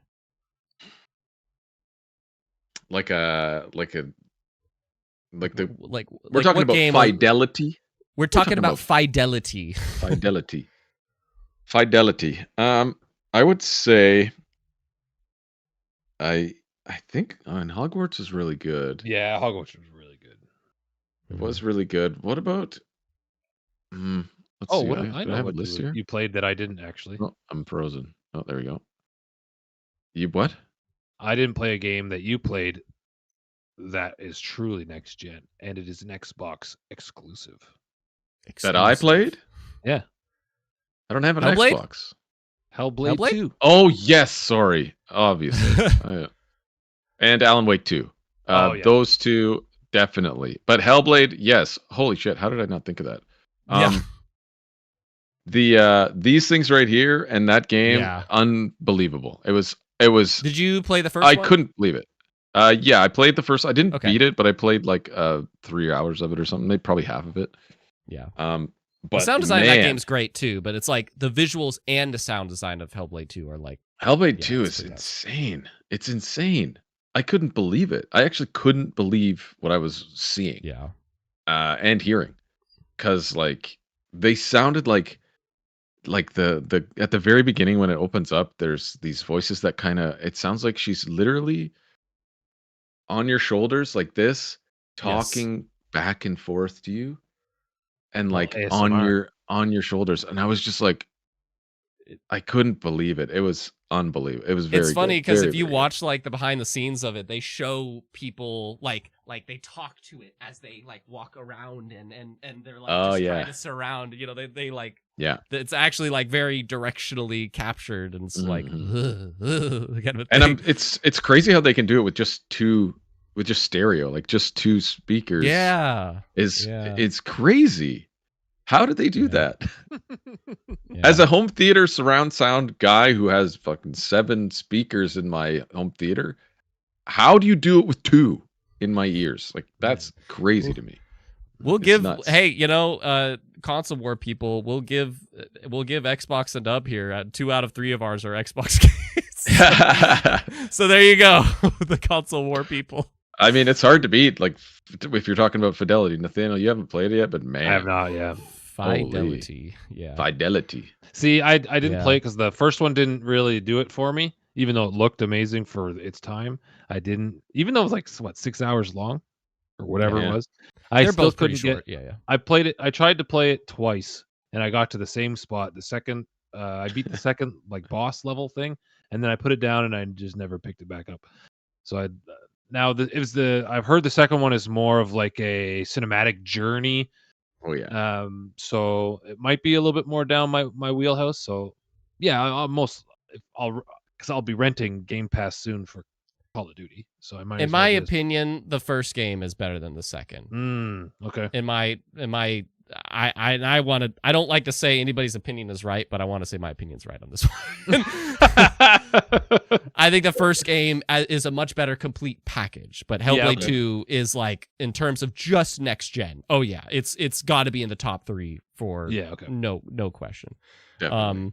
But yeah, of all the games that we have said, is there any that you would deem as your just overall favorite game of the gen so far? We've kind of like said favorites in different ways. Like I toss and turn between, like, I think Elden Ring is mine. I think it's just weird because when I went through the DLC again, I'm like, this isn't as special as my first time going through the base game. You know, it's still, it's like the Ragnarok situation. It's more of what I liked, but you know, it's not like, so like I'd probably just on paper say Elden Ring still, but yeah, it's probably Cyberpunk for me. Or I mean, I actually really enjoyed Final Fantasy Rebirth. I played a lot of it, and I didn't really I did a lot of the side stuff too, which I don't typically do in those big Japanese games. I kind of just want to, especially ones that are like remakes. I want to see what they did with the original story with all that stuff. But I was doing all the side stuff and playing like the card game, all that stuff. I played it for I think 75 hours or something, which is more than I usually play a game for, like, just the story. Like, so I definitely went through it. I enjoyed that one a lot, actually. The first one's a bit disappointing. It sounds like Cyberpunk came up a lot for you guys. So like, I would believe that. Yeah, it's hard for me to. Would you say Cyberpunk 2, Nate? Yeah, it's because I don't know, that game. It just really hit me really good because I connected with my character so well. Like, it was just like, I loved her so much in that game. I loved her so much. Photographer at heart. Like, I do photography as my home business, and like just the amount of tools they give you in the photography mode in that game, I can't. Nothing can beat it for me right now. And it just keeps giving. Every time I jump back in there, there's new mods that anybody's always played or made, and pumps up that photography mode. And then when Phantom Liberty came out, like, it just put it up that extra notch for me. And it's very, very hard to beat Cyberpunk. Yeah, Phantom Liberty was really, it capped it off too really well. Yeah. I think when I look back on Elden Ring, it's just going to be one of those games that, like, I'm not craving to play it again or anything. And that's why actually it just triggered me. I don't know if you saw my face, but I was like, oh, the finals though. But like, I love the finals. And it's like one, I will always remember that journey. And the other one, it's like, I will always be willing to hop in, kind of a thing, you know? So it's like, it's two different things, but like, I just think Elden Ring is going to be something I will never forget. And just all the moments and things that I experienced in that world and that journey. And it's just, I still, whenever I would constantly see something fresh. That's what always blew me away. It's just like, between the art direction, the lore, the characters, the gameplay, the combat, the builds, I would just be constantly like, I always had this phrase of just like, why am I still surprised? Like why am I still surprised? Like just like there's just so many moments like that of just like, oh, I'm just gonna go through this little dark room here, and all of a sudden there's a giant hand that's just like squeezing me dry, and I'm like, why am I surprised? Why am I surprised after all the things that I've experienced? So you just drop your control.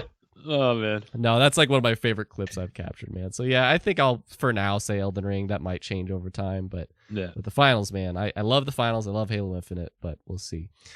With that, I don't know. This generation, I admit I might use the Banyo for the number one, but I would love to know what you guys just like feel like about the generation before we play our little game. And maybe at the end, if we have time, share most anticipated titles left of this generation that we have so far. But like, what's your kind of feelings about the generation so far? Like compared to the 360 and PS3 era, or the PS4 and 1, or just, even further back. Like, just does it? It's easy to say one thing. It's just not. The times were simpler back then. That's now. Talk with each other for a moment, but I can hear you. The technology that people have access to, that we have access to, I feel is kind of falling behind quicker now, falling behind the industry, you could say. So we have all these huge games always coming out, always bigger, always better, more ray tracing, more fidelity, more resolution. And a lot of the times now they don't run very well. And I feel like it's kind of getting ahead of what we have access to for the hardware, and we're waiting for it to catch up. I feel that's like my main gripe. It's kind of polarizing. It's my gripe with this generation, that you need $1,000 video card in your computer to play a game at 60 FPS now, which is, or $1,000 console now, or $1,000 console now. Like, it's a bit much. It's going in the wrong direction, I feel. But I mean, we've had good games, obviously, but and I'll take it from there since Tony's not back yet. But I would agree with that. I think it's not like a learning curve. There's definitely great games coming out, and like I think because there's a lot of games, like there's tons of good games. Everyone has to like outmaneuver and outthink this guy who's coming out in this month. Like, how many times have we had 4 blockbuster games come out in 1 month? Well, it's another thing is about money. Like, it's way more about money now. Yeah. Like in the last 4 years, it's insane the amount of money that the gaming industry has. It's taken a lot of wind out of it, you know. Yeah. It feels like up to the end of last gen, it was kind of just all about the games and the competition. Yes, absolutely. Exactly. Yes. Now it's just like live service, free to play, microtransactions, just make money, just put the game out. Subscriptions, just put the game out. Patch it. Yeah. Patch it later. And it's patch it later. It's polarizing. There's good games obviously, but we're seeing a lot of this. And that's what when I think of this generation, I automatically think of that, not the games, you know what I mean? Yeah. For me anyway. Mm-hmm. Yeah. I think I definitely miss the sense of as you guys were saying, like, and it's almost, I think there's a part of it too that's like with E3 gone, you know, well, we lost that this generation, and it I think that takes a bit of the wind out of it too when we see all the business stuff and the things that, you know, the studio acquisitions and shutdowns and blah blah blah. But like E3 was a nice time to like really just focus on what are the hype games that all these studios and publishers, like the in-person E3, when they were like, well, because we get these moments of, we get the Nintendo Directs and so on, but like maybe we get them too often now. You know what I mean? Exactly, and that's the thing. It's like everything's so abundant now that it takes like, it just feels like not as much is special anymore. And so, and I think that's kind of what's happened is, as you said many times, John, is that like we are getting great games. It doesn't feel like back in my day, you know, back in my day. Like, it doesn't feel like I wanted to play, like when Oblivion came out, I sat there on the first day and I literally played it from 10 a.m. to 4 in the morning. Like, do you know what I mean? I made a pot of craft dinner and I went and sat back down and I played it for 18 hours. And to keep it like in the vein of like, the conversation of, 4 years within this gen, it also feels like, we've kind of reached that peak, in terms of the consoles. We've kind of reached that fidelity peak. And we mentioned things earlier between Cyberpunk, Hellblade, and Microsoft Flight Sim. There's still moments we're impressed, but it's like, it's not as much as previously where we felt the progression. Now it's more like just every now and then we get a little nugget. Yeah. And so I think that's another thing that kind of takes a little bit of the wind out, but still getting great games. Yeah, for sure.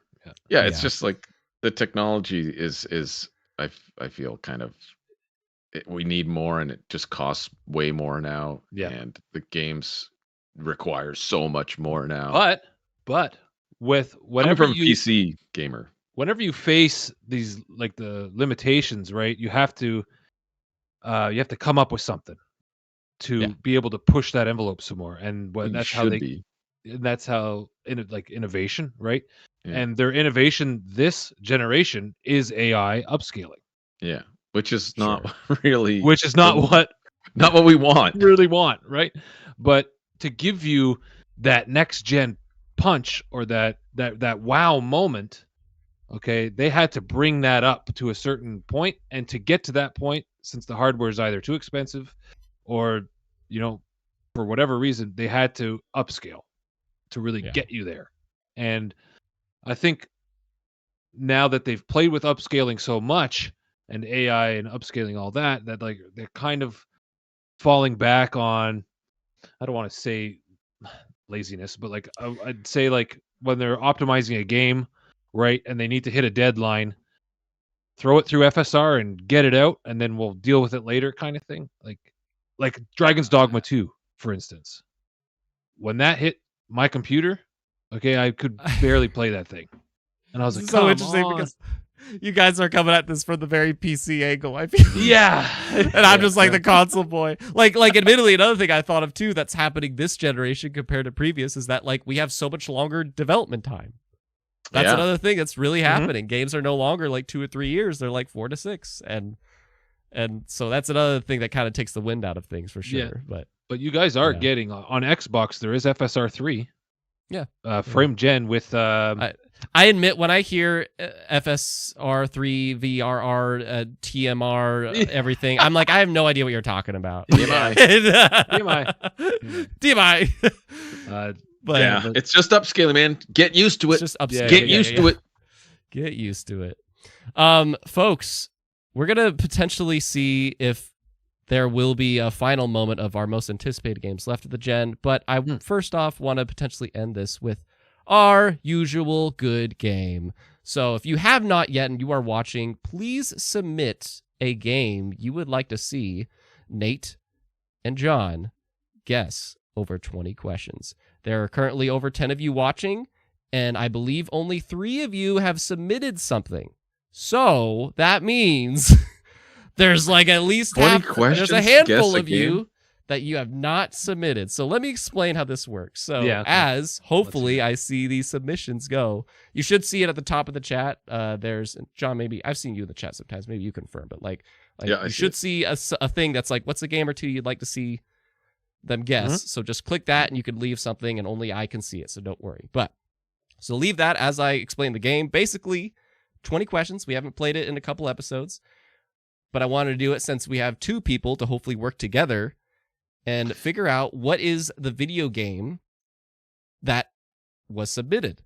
And you have 20 yes or no questions to do it. Oh my God. You can't say what genre is it or who's the main character. It has to be is it a fantasy? Is the main character a guy? You have to yes or no it. Yes or noify it. So fidelity it. Sorry, that's like we're gonna be asking about fidelity. Fidelity. Does this game have a strong fidelity? Strong. What fidelity? What frame rate does it go to? So Is it higher than 30 FPS? Does it? You'll trip me up by going like, does it have ASMR? VR, Does it have TR? FSR 3.0 fluid frame generation? Yeah. I admit the things that were submitted, I want to supertone. No offense. I'm gonna skip that one, and I'm sure the boys will understand why at the end.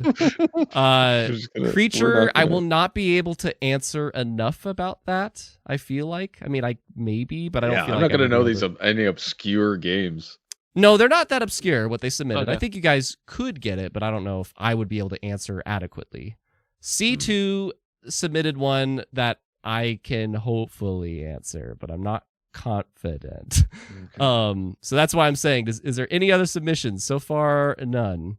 Or I could just pick one for you guys, but I'd like to pick one that people submitted. For now, it's gonna be C2s if no more come in. Going once, going twice. No. C2, you gotta click on the you gotta click on the. I wouldn't have known that one. Yeah. Ooh, No way. Sam Flores submitted one. Oh, can I do that one good enough? I'm gonna have to write these clues down, right? Can I Yeah, type we these clues are. down? And hopefully the chat does it okay. alongside you. Okay, Oh, okay, I'm gonna cool. do no one would guess that ever. I'm gonna do C2s. I almost said it out loud, but I can't do that. So okay, so I'm gonna pick C2 DDs. So good submission. Not in the chat, but it's what I see privately. So I have the game. Ladies and gentlemen, let us play a rousing round of 20 questions. Okay. And I have a little... Oh, it didn't go off. That's fine. All right. So, yep. Both of you work together. And try not to take much more than like a minute for each if you can. Just think Okay. out loud. Think out loud. First question. How about the field of view, the point of view? Is it a third person? Oh, yeah, okay. Yeah, okay. I Is it agree. a third person? Let's do that. So, is it a third person?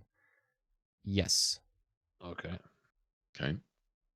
So, if you are watching live, feel free to put it in the chat. Okay. And also, C2, if you're here, help Third me person. answer these because I will. Third person. How about is the main transportation on foot? Isn't most games? No, they have horses, cars, robos. C2, I was right about my third person thing, right? Yeah. Jonathan, do you want to come up with another one instead of that one, or do we agree on that one? What's Do you want to I guess- do transportation? is the I main form of transportation running on foot? No, we don't want to ask that. I don't think we want to use that. It's too Okay. vague. Okay. Okay. How about My How tip about- is that the first 10 questions, I like to be as general as possible because then that helps me like rule a lot out. Okay. But Oh, I had one. no. Damn it! I just had one in my head. Sorry. Is it on all platforms? Can we ask that? Is that a good one? Yes, it was platform related. That was Okay. my question. Okay. Do you want to say all platforms or multi-platform? Well, multi-platform little could bit- be 2 out of 3 or 2 out of 4. All Oh. platforms would be on all consoles. Oh, that'd be big. Like if Should you we just said ask Call for of one? Duty Like, is it today, on- but if you said like all platforms, I would say, I guess no, because it's not on Nintendo. So it's like, usually people do multi-plat for that. But that would rule out slightly- Nintendo games. True. True. But then you Okay. guys wouldn't know why I said no. I'm just... I shouldn't be helping you. I shouldn't be helping you. I shouldn't be helping you. Okay, let's say, is it on? What do you want to use? One? Do you want to just say, is it on like Xbox, or do you want to do more? We'll have to vague? make because then Is it a Nintendo game? Then we know to not guess Nintendo games. I don't think they're gonna have a Nintendo game. You So don't think so? no. I'm gonna People pick like one Nintendo. just because it's been a minute. I'm gonna pick one. Is this game multi-platform? Yeah. Yes. Yeah, okay. Yeah. Yes. Okay. This game is multi-platform. That's question 2. Is it multiplayer online? I'm C2 okay with that. confirm for me, but I believe no. I'm pretty sure no. But correct me if I'm Okay, wrong. so C2. not multiplayer online. Not multiplayer online. Okay, if it's third person. Do we have confirmation? Multi-platform. Third person, multi-platform, not multiplayer. Yeah, Is C2 it says no, not multiplayer. not multiplayer? Okay. So we're looking at a single player game. Oh, Story game. What? Should we do something about install size? Does anybody know the install size of games? I wouldn't be able to answer that. Okay. Install size? Is it over 200 gigabytes? I wouldn't be able to give me answer. one game. Okay. We won't go with that one. Third person multiplayer platform. Okay, so is it Multi-platform. Do we want to say is it a? Well, we're gonna have to do genre stuff now. Yeah, or no, like male, female leads. We have that. Do you get to choose your own character, like create your own character? Yes, that's good. Yeah. Create your own character? C2 confirm for me. I'm pretty. The problem is that I haven't played this game, so that's why I'm like, okay. I guess I'm giving you an extra clue there, so that's why I'm like trying to make sure. But it's like I think I know enough to answer things. So you create your own character. So I would say yes. Yeah, he says yes. Well, I mean, I knew for sure. I just didn't know. So that's gender. likely not a character, not like a single character of the game, like of the face of the game, like you know what I mean? It's like a created Kratos. character. It's a created character. Right. Correct. Okay. Correct. It does have a character customizer. Okay. Third person, not multiplayer. Multi-platform. Oh my god. Also, maybe don't look at the chat for this game because they might start guessing, and I don't. Yeah. Okay. Want I'll put my everybody. my notes over. Not looking. So chat, you can play the game now as long as they're not looking. Is it a third-party title? Yes. This is a third-party title. Oh, okay. How many questions we got here? 1, 2, 3, That was 4, 5. Third-party title. It's a third-party title.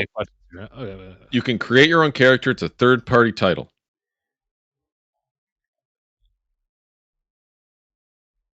Wow. Does it have sequels or prequels? Should we ask that? Is it the Is it the only game in the series? In the series, yeah.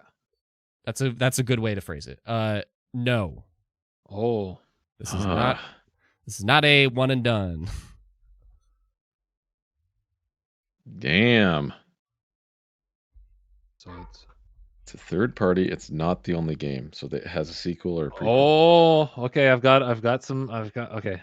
Think out loud, man. Like you guys can what work do you together got here. What do you got? Let's go. No, I'm just thinking. I have to stay quiet. But he would know. But he didn't play it. What you think you know what the game is I haven't already? played a lot. We got a free answer when he said I haven't played a lot of games. I haven't played a lot of games. All right. Freebie. That is sort of a freebie. Tony didn't play. Tony didn't play it. I mean, if it's an Xbox game and Tony didn't play it, then maybe it. You know what? I think this is fair. Hang on. I think this is fair. That should count as a question. I gave you guys something. I think that's fair. What is it? If this is this a game? Oh, have you played it? Okay. Yeah. Tony. Can we agree on that, gentlemen? Gentlemen's agreement. That's question 7. Okay. Tony has not played. Tony has not played yet. Okay. Multi-platform. No multiplayer online. I think this is a big one. The no multiplayer. Single player, third party, character created. Third person. Third person. I think I have it. Customizer. But what is it? What's the penalty for getting a wrong answer? Yeah. Is there a penalty? Well, you can't. Well, just don't submit the answer until the end. Just talk out loud amongst each other. Okay. Just let me know. So just ask more questions. Okay. Yeah. Okay. Well, I think we can do. He's still not telling you, John. I think we do like fantasy worlds, like he was saying earlier, or like like sci-fi. Futuristic sci-fi, yeah. Okay. Genre. Like Is it? Do you want? Okay, let's say that. Is it a sci-fi setting? Yeah. Like, let's say sci-fi futuristic. Okay. No, I can go with that. You good with that, Nate? Yep. Okay. Question 8. Sci-fi like setting or futuristic setting? No.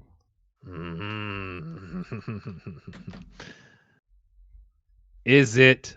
We got lots of questions. We can ask. Do you want to talk? You want to go opposite? Well, is it like a time a period piece? Is it a remake or a remaster? Oh, should we ask that?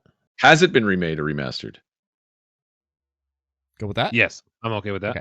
Has it been remade or remastered? Has this been remade or remastered? I believe I know the answer. C2DD. I want to defer to you, though. I'm pretty confident the answer is no. Yeah, he says no. Okay, just making sure. Thanks, C2. Okay. I've got another one. Okay. What about has it been re-released? Not remastered or remade, but like re-released on on Rob and Kelvin are in the chat. They're like, you guys have 12 questions left. Just use. yeah. Well, now you have 11, but yeah. Like, right, because games get like re-released on different generations of consoles. No, okay. No. Okay. Well, let's ask if it's fantasy then. Okay. Is it fantasy setting? Fantasy setting? Fantasy setting. Yes. Okay, I think I know what it is. Remastered? No. He still won't tell us. Sci-fi? No. Tony has not played. Yeah. He still won't tell us. One. He's your teammate. I'm not going to say anything. 7, 8, 9, 10. Is it fantasy setting? Yes, he said. Yes to fantasy. Maybe it's an old. There's a hack to this game that I'm going to tell you guys at the end that you're gonna bite yourself in the butt for not doing it. Oh fuck! I've never played this game before, so let's just say Nate's screwing you over, John. Why? What? Okay. Not thinking you out screwed loud. me over. Just think out loud. Yeah, just think. Out loud. Should we ask like developer? We don't want to get that specific. Do you want to get that specific? Is it a Bethesda game? Is this a Bethesda game? Yeah. Do you want to go with that? Yeah. Okay. Is this a Bethesda game? No. Okay. Okay. So multi-platform. Is it third person? So that rules out. Yeah, what I thought it was. Yeah. Okay. Rules out a lot. Rules out a lot. Yeah. Did we ask about? Well, we asked about multi-platform, but we didn't ask about. Oh no, we did. It is a third-party title. Okay. Is it on 2 different generations? Is it a cross-generation? Cross-generation game. Yes, that's a good one. This one I don't know, but I can Google this easily. I believe I know. Yeah, I think I'm right. C2 can feel free to jump in too. Yeah, it looks like I'm right. The question is this game cross-generation when it released? Yes, on 2 separate generations. No. This was not cross-gen. Okay, no. Is it current gen? Oh, I see what you mean. So like the current the generation that we've been talking about. Yeah. That is a no. Okay. Oh, fuck. Not current gen. All right. Interesting. Not current gen. So we're looking at older games. 14. We're looking at older games. 14th question coming. Okay. Oh, what about if we ask if it's like a dark or high fantasy? What? What does that even mean? Is it? What do you mean? What does it mean? Like a High high fantasy? fantasy versus like a dark fantasy.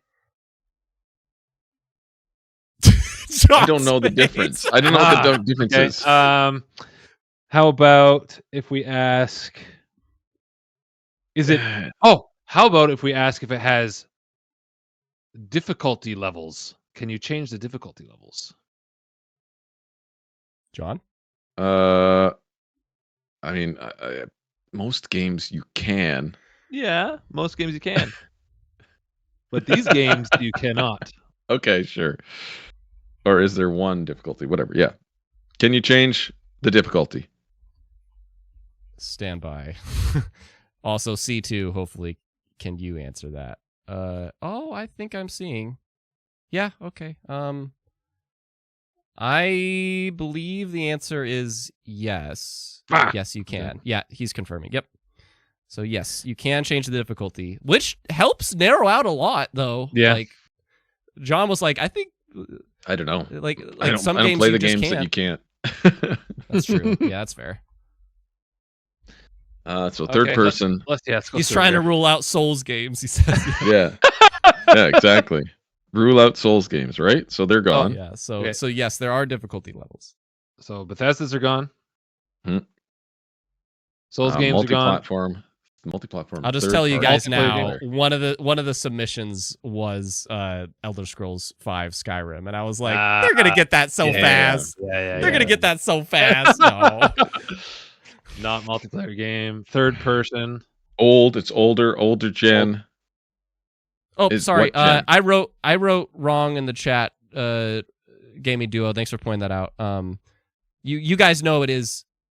Yeah. Sorry. Never mind. I'm correct. Sorry. Ignore my breathing. Okay. So old gen. Should we ask if it's on a specific older console? Like then it'll narrow down the generation.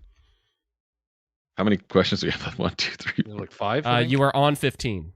Ah. This is your 15th question. Yeah, but then you can't. You'd have to ask old gen. You have to ask 7 different questions to get it on a specific one. It's not cross gen. Or you could say, is it oh, it's multi-platform. Not cross gen, multi-platform. Fuck, man. I don't know. This is fantasy. There's too many games to be guessing. Like it's fantasy. There could be 100 games that this could still be. It's the only one, and it's right. Did we ask that? No, it has sequels. It has sequels. It is not a standalone. No. It is not a standalone. Yeah. Is it a platformer? Okay. Yeah. Okay. Is it a platformer? We'll go with genres. So no, it is not a platformer. Okay. No. How about a turn-based RPG? Oh. Because that's old school. Yeah. Okay. Not a lot of. Well, I guess a lot of things. Just say RPG, or do you want to say turn-based? I'd say turn-based is more a little bit more. Third person turn-based would there be? That's weird. That's true. Well, no, I guess. No, we could say. Yeah, it'd be third person. The third person's hanging me up. Damn it. Well, it would be. Is it an RPG? Is it considered an RPG? Is it considered? Do you want to go with? Is it an RPG? Yeah, RPG. Yeah. All right. Is it an RPG? Yes. Okay. It is an RPG. I was a little bit worried about the turn-based thing because I'm like, that's a Hail Mary. You could just say RPG, and rule out a lot more. But what Tony didn't play. Tony didn't play. Don't get festered on that. Yeah, I don't. I have no idea what he's played or not. Yeah, so okay. Okay. Sci-fi, no. Fantasy, not remastered. Not a Bethesda game. Not cross-gen. Not cross-gen, but multi-platform. Yes. Okay. How about we ask if the main? No, it's a create a character. Fuck. Create a character in RPG. I honestly don't know a lot of games, so I mean, I've been very. That's a good combo. Like I'm not supposed to help. But I'm just stating things you've already found out. Like create a character in RPG. That's create a character RPG. Okay, let's find out fantasy what setting. Yes, single player. Yeah, let's find out what generation it is. We have to find out what generation. That's what I said. Okay. Well, do you guys want a was it on PS4? That Gaming Duo is throwing out there? Gaming Duo. I can't read the chat. I thought I was told not to. He has a lifeline for you guys, and I'm just going to throw this your way. Okay. Like maybe a year between 2000 to 2010. Would that not help you? No, probably not. How about really? That's I don't know dates. That's the actual time. That's one of my favorite things that I do. I like to rule out decades, but that's the decade. That's the decade that this game is. No. We're just saying that's a question you could ask. You could say did this release before 2000 or between 2000 2010 and yeah, but I'd rather know generation because I think I could tie it to an actual like console. You know what I mean? Like a console. What if the date could help you figure out? That's hard though. The date can help us. Yeah, the date can help us figure it out, kind of. I don't know dates of games released.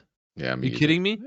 But you know the dates that consoles were around. The consoles were in vaguely, but as PC gamers, maybe not. Yeah.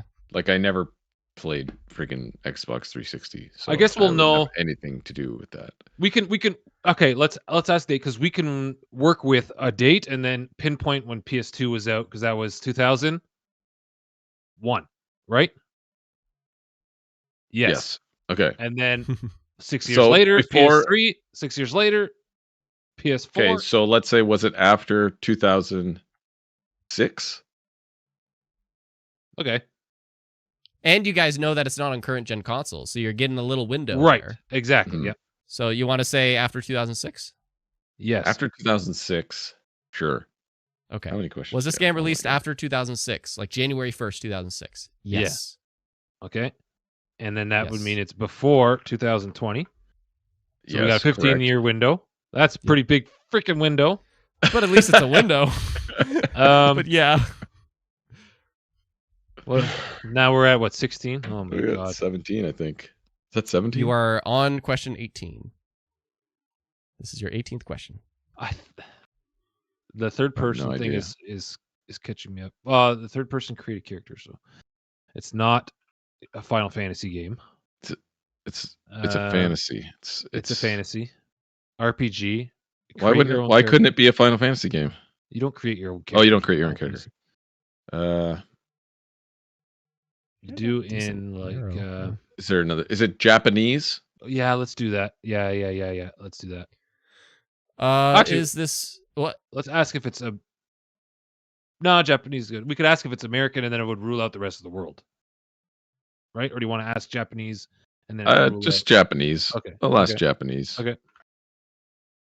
Okay, is it Japanese? Also, I hope we are still live. My screen just went like, oh snap.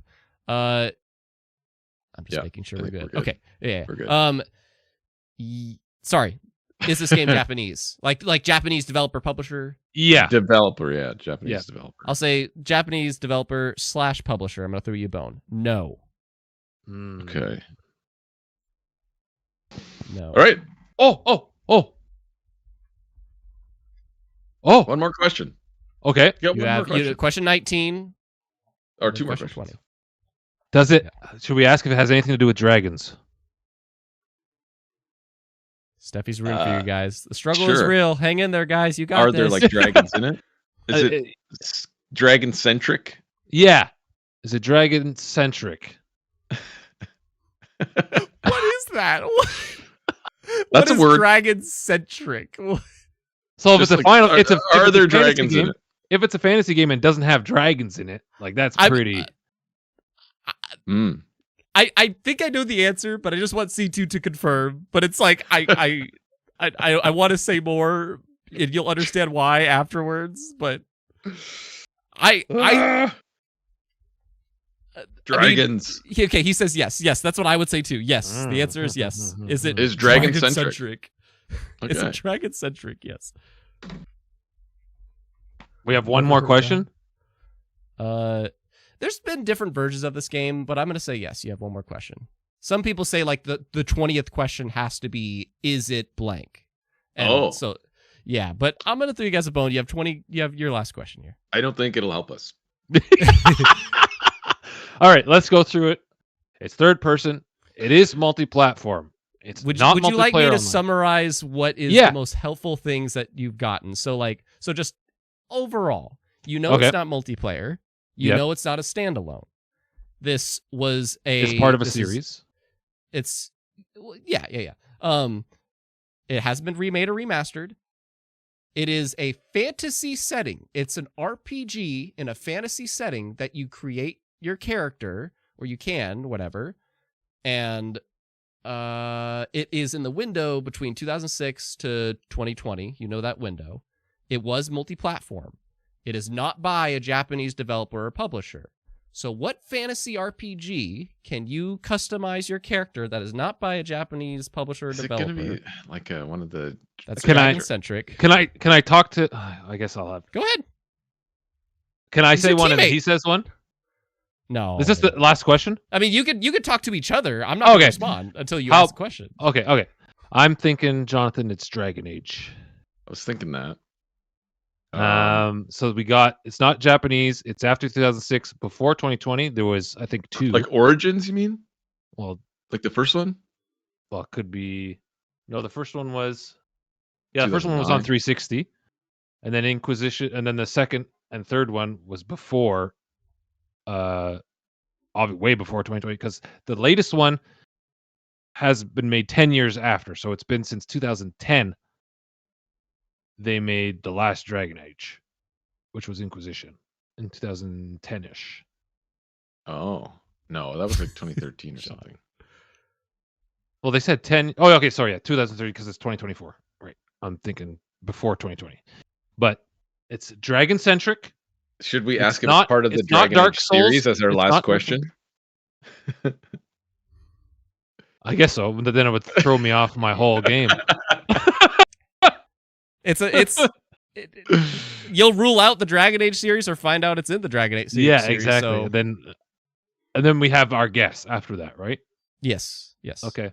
Yeah. Okay. Let's ask that. Okay. Your final question: is it part of the Dragon Age series? Yes. Yes. Holy shit. Oh. Now, which one, though? Yeah. Okay, well, it's not the which new one. one?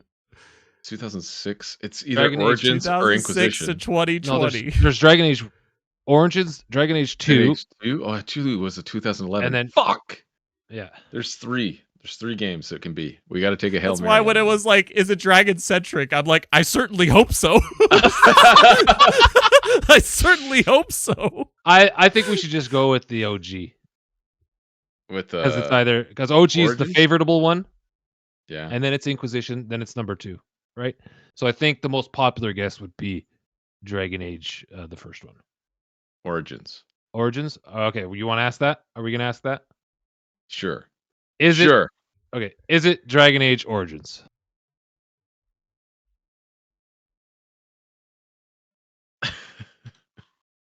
Yes! It is Dragon Age Origins! Oh my god. Wow, we got it. That took good job.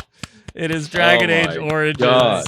I was going to say, when you got the series, I'm like, damn, they got like 3 or 4 to choose from there at least, right? Like, yeah, that was a 33.33 repeating reports. C2 says, ironically, the turn-based RPG question would have helped. It's the only one that's turn-based. Holy mother! See, I had no idea. I was trying to look at gameplay while you guys were like.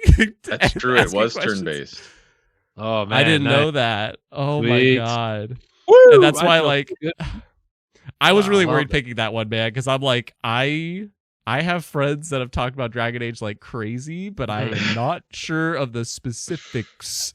And so I was really hoping at some point you guys. And the new one is just out, like yesterday, so it's fresh. It's fresh in someone's mind, maybe in the chat there. Yeah. Smart. Good job, guys. I love playing 20 questions. I think, and this is for the chat to know too. Like, I think 20 questions. I want it to be a thing when I have more than one person, I think, because it's just nice to hear the banter and them bouncing off of each other. And that's why, like, Nate, when he was like holding it in, I'm like, you have a teammate. He can help you. So here's the hack. What you don't know is there was nothing actually going on in here. It was like Homer Simpson. But you had a game. You said here's the thing is the hack is like you speak out loud like crazy the whole time, like whatever you're thinking, like I wonder if it's this, I wonder if it's this, maybe it's this or whatever, and then at your some partner point that too, but then at some point it maybe makes the brain start turning, but at some point your like awesome question can be, you know what, I can't even think of a question, let's just ask, have we mentioned this game yet? Oh, yeah, okay. That's the hack. That's the hack. Yeah. And then if the person says, in the episode, in the episode, in the game, whatever. That's the hack. Oh wow. Okay. And then if the person says no, you're like, oh shit, I have no idea. I thought it was like Skyrim and Dragon Age. Like that's close, right? Because if it wasn't Skyrim. But you found out what's Bethesda, Right. Dragon-centric. I mean, Dragon-centric title is in the title. I'd say it's Dragon-centric. Because I was like, there better be dragons in Dragon Age. But like there's it's dragons because you in said most- dragon centric. I'm like, Yeah. is it focused That's a word. around dragons? Yeah. Is That's a that word. what you mean? The real word. Awesome. Cool. Ladies That and was- gentlemen, that that was was awesome. Good. I hope y'all enjoyed this episode with Nate and John from the Elder Trolls podcast. John, those are cool glasses. What the hell are those? Yeah. Those are Just monitor glasses. gaming glasses. They're yellow. orange. Yeah, that makes The you blue sleepy light. at night, right? Yeah. All right, cool. Anyways, anything to plug in before you go and chat from me? I just expect some big stuff next week, and I have a plug-in in a moment, like a big plug-in. But John, Nate, how about you guys first? Anything to say before You want to go? take it, Jonathan? Yeah, sure. We are the Elder Trolls Gaming. We're on YouTube. We're on your podcast platforms. We do a bi-weekly show, so every 2 weeks. And then we do variety content on YouTube. Mhm. Really anything between, gameplay clips, talking about TVs, movies, stuff like that. I mean, Fixing things. fixing things. We got a couple of videos about random game fixes that We seem couldn't to help a find lot of somewhere, people yeah. that we couldn't find anywhere else, and we figured a way to, like, Pal World. There was some weird bug at the beginning of Pal World when it came out, and we found a workaround, and it's just random, but Yeah. variety, we say. Good times. It's basically, yeah. C2. You could argue it's not dragon centric, but that would be fair to say. Yeah. Okay. My plug-in for next Friday is I'm super excited about this. Is next Friday, I should be having Robin Kell from the Gaming Duo. Oh boys. And Josh from Quest Mode. And the Nice. four of us will be doing kind of like this stream, a focus stream entirely around predicting the Game Award nominees, which are going to be announced this month. But Okay. the entire episode is going to be a good game. Because, ladies and gentlemen, we are going to be doing a fantasy draft of what will be the nominees. Oh, cool. Yeah. Nice. So Excellent. you all will not want to miss this episode. It is going to be, I have been planning this for 2 months. I am so excited. So make sure you come by next week and listen to Rob get pissed at Kel when he says something before him. Be like, fuck, that was going to be my pick or whatever. It's going to be a blast, You should dude. hand out like a form for the chat to fill out with their own picks, and then Yeah. and then you That's have part of the a conversation leaderboard. too. Is like Nice. Yeah.